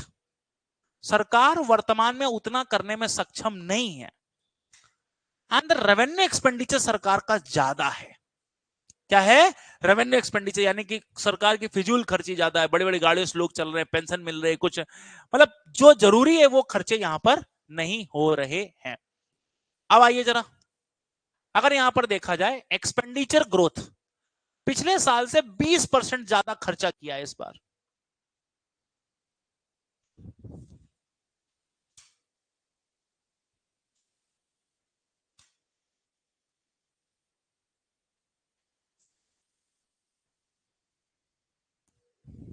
हाँ, पिछले साल से 20% ज्यादा खर्च किया इस बार। ठीक है, अगर हम देखें तो हमारा खर्चा यानी बिहार का खर्चा तो बढ़ा ही है, लेकिन ये अब तो समझदार यहीं से क्वेश्चन को स्विच करना है। कैसे? अगर एक्सपेंडिचर बढ़ रहा है तो आपके हिसाब से रेवेन्यू एक्सपेंडिचर बढ़ना चाहिए या कैपिटल एक्सपेंडिचर बढ़ना चाहिए? तो आपको ध्यान रखना है कि अगर हमें बिहार का विकास चाहिए तो कैपिटल एक्सपेंडिचर पर ज्यादा फोकस करके उसे ज्यादा बढ़ाने पर ध्यान देना चाहिए, है ना? ये चीज, capital expenditure share of the capital expenditure total expenditure rose from 13.7%। और यहां पर आप देखो कि ये चीज भी आपको याद रखनी है कि क्या हम इसको इंप्रूव कर रहे हैं। तो यस, जरा ध्यान दीजिए, कैपिटल एक्सपेंडिचर पहले टोटल बजट का जो था, है ना, 2019-20 में 13.7% करते थे, और अब उसे बढ़ाकर हम टोटल बजट का कितना करते हैं? 2.7% करते हैं। देख सकते हो आप, 2.7% करते हो। लेकिन भारत के अंदर एक चीज आपको और ध्यान रखनी है, खासकर बिहार के अंदर पॉपुलेशन काफी हद तक गरीब है, तो उसको सोशल वेलफेयर स्कीम देनी पड़ेगी। स्कीम मतलब वृद्धा पेंशन, विधवा पेंशन, है ना, निःशुल्क इलाज, रोटी, कपड़ा, मकान, शिक्षा, स्वास्थ्य, ये सब देना पड़ेगा। तो सोशल सर्विसेज पर भी सरकार को एक्सपेंडिचर बढ़ाना चाहिए। अब एक आपसे कारण पूछ रहे हैं, कारण बताओ, कारण बताओ कि राजस्व व्यय यानी कि जो राजस्व रेवेन्यू एक्सपेंडिचर जो ज्यादा है, कारण बताओ, कारण बताओ। तो आप क्या लिख दोगे कारण में? सामाजिक सेवाएं। सामाजिक सेवाओं का कारण है। हमारे रेवेन्यू यानी कि रेवेन्यू का 48% इन सेवाओं पर खर्च होता है, सोशल सर्विसेज पर। 48% खर्च होता है सोशल सर्विसेज पर। तो इसलिए बिहार के अंदर अगर जनता गरीब रहेगी तो सरकार पर खर्च का दबाव बढ़ता रहेगा। ठीक है, अब एक डेटा और, फिर आपकी आज की छुट्टी, और कल हम इसके आगे कंटिन्यू करेंगे। आओ जरा देखते हैं, बिहार गवर्नमेंट ने कहा कि 2022-23 में क्या हुआ। बिहार गवर्नमेंट को 2022-23 में ग्रॉस फिस्कल डेफिसिट, जिसको हम कहते हैं सकल यानी कि बजट में होने वाले घाटे को क्या कहा जाता है? Gross fiscal deficit. 44,000 करोड़ रुपया यहां पर सरकार को घाटा बजट में लगा है। ठीक, एक चीज और ध्यान रखना कि जो भी घाटा, जिसको हिंदी में कहते हैं राजकोषीय घाटा, राजकोषीय घाटा हमेशा लिए गए ऋण के बराबर होता है। किसके बराबर होता है? ऋण के बराबर होता है। यह चीज आपको ध्यान रखनी है। प्राइमरी घाटा, प्राथमिक घाटा क्या होता है बेटा? प्राथमिक घाटा होता है जो भी हमारा फिस्कल डेफिसिट है उसमें से हम इंटरेस्ट भुगतान को निकाल देते हैं, ब्याज के भुगतान को माइनस कर देते हैं। तो प्राइमरी डेफिसिट कितना है? तो 29,600, 29,500 करोड़ रुपए है बिहार का। रेवेन्यू डेफिसिट क्या है? तो रेवेन्यू एक्सपेंडिचर जब ज्यादा हो जाता है रेवेन्यू रिसीप्ट से, यानी कि रेवेन्यू से आने वाली इनकम रेवेन्यू खर्चे से कम रह जाए, तो 11,000 करोड़ रुपए है। टोटल बोरोइंग सरकार ने कितनी ले रखी है? 48,284 करोड़ रुपए। ठीक है, डेट रीपेमेंट और कितना पैसा सरकार ने कर्ज के रूप में चुकाया है वो भी यहां पर लिखा हुआ है, 14,351 करोड़ रुपए। और अभी के लिए अगर देखा जाए कि भारत के यानी कि बिहार राज्य पर कुल कितना व्यय, कुल कितना कर्ज है, तो आपके देश में, आपके राज्य में 2,93,307 करोड़ रुपए का कर्ज है। ठीक है, अब यहां से आप देखो इसका मतलब क्या हुआ है? इसका मतलब यह हुआ आपकी टोटल इकोनॉमी कितने की थी पता है आपको? जब हमने पहले पेज खोला तो मैंने कहा 4.5 लाख, 4.4 लाख करोड़ की इकोनॉमी। उसमें कर्जा कितना है? लगभग 3 लाख करोड़ का कर्जा है, 50% के आसपास कर्जा है आपके ऊपर। ठीक है, ये चीज आपको ध्यान रखना है। बोरोइंग ब्रेकडाउन, इसमें से हम लोगों ने 79% कर्जा जो है इंटरनल यानी कि राज्य के अंदर से ही लिया है, और 21% जो कर्ज है वो केंद्र की मदद से लिया है या केंद्र से लिया है। ठीक है, ये चीज भी आपको ध्यान रखनी है। दो तीन बातें, टोटल रेवेन्यू रिसीट्स कितनी है, तो हमारी जीडीपी का 23% हमें टोटल रेवेन्यू रिसीट आया है। टोटल कैपिटल रिसीट्स कितना है, हमारा जो स्टेट का जीडीपी है उसका 6.4% है। इंटरेस्ट पेमेंट कितना जाता है, तो 2% हमारा जाता है जिस स्टेट का जितना भी जीडीपी है उसका। पब्लिक डेट कितना है, 1.9% हमने पब्लिक डेट लिया है, पब्लिक डेट रीपेमेंट किया है, यानी इतना चुकाया है। एक्सपेंडिचर इंक्रीज हुआ है, यस, एक्सपेंडिचर पहले 9.5% था, अब इंक्रीज हुआ है 11.8% ऑफ जीडीपी, यानी कि लास्ट ईयर हम जीडीपी का लगभग 9.4% खर्च करते थे, अब हमने खर्च किया 11.8%। रेवेन्यू अकाउंट डेफिसिट क्या है, तो रेवेन्यू जीडीपी का 1.5% पर आ चुका है। प्राइमरी डेफिसिट 3.9% पर आ चुका है, और टोटल बोरोइंग, टोटल कर्ज जो हमने लिया है, उधार जो लिया है, वो है जीडीपी का 6.4%। अच्छा जी, आज का लेक्चर तो हम यहां शांत कर देते हैं, समाप्त कर देते हैं। After the class I am sending you the PDF by the discussion with the management. As soon as possible they will send you, but read that pdf with the carefully, because this is the most relevant pdf which is being to get you. तो मैं आपसे यही कहूंगा, इसको बहुत सावधानी से पढ़ना, बहुत डेटा है, बहुत फैक्ट्स हैं, आपके सारे सब्जेक्ट्स में ये काफी हद तक काम आने वाला है, इसको इग्नोर नहीं करना है आपने बच्चों, ठीक है। तो thank you so much, have a great day, see you tomorrow, तब तक के लिए शुक्रिया, धन्यवाद, कल फिर मिलेंगे इसी समय, जय हिंद।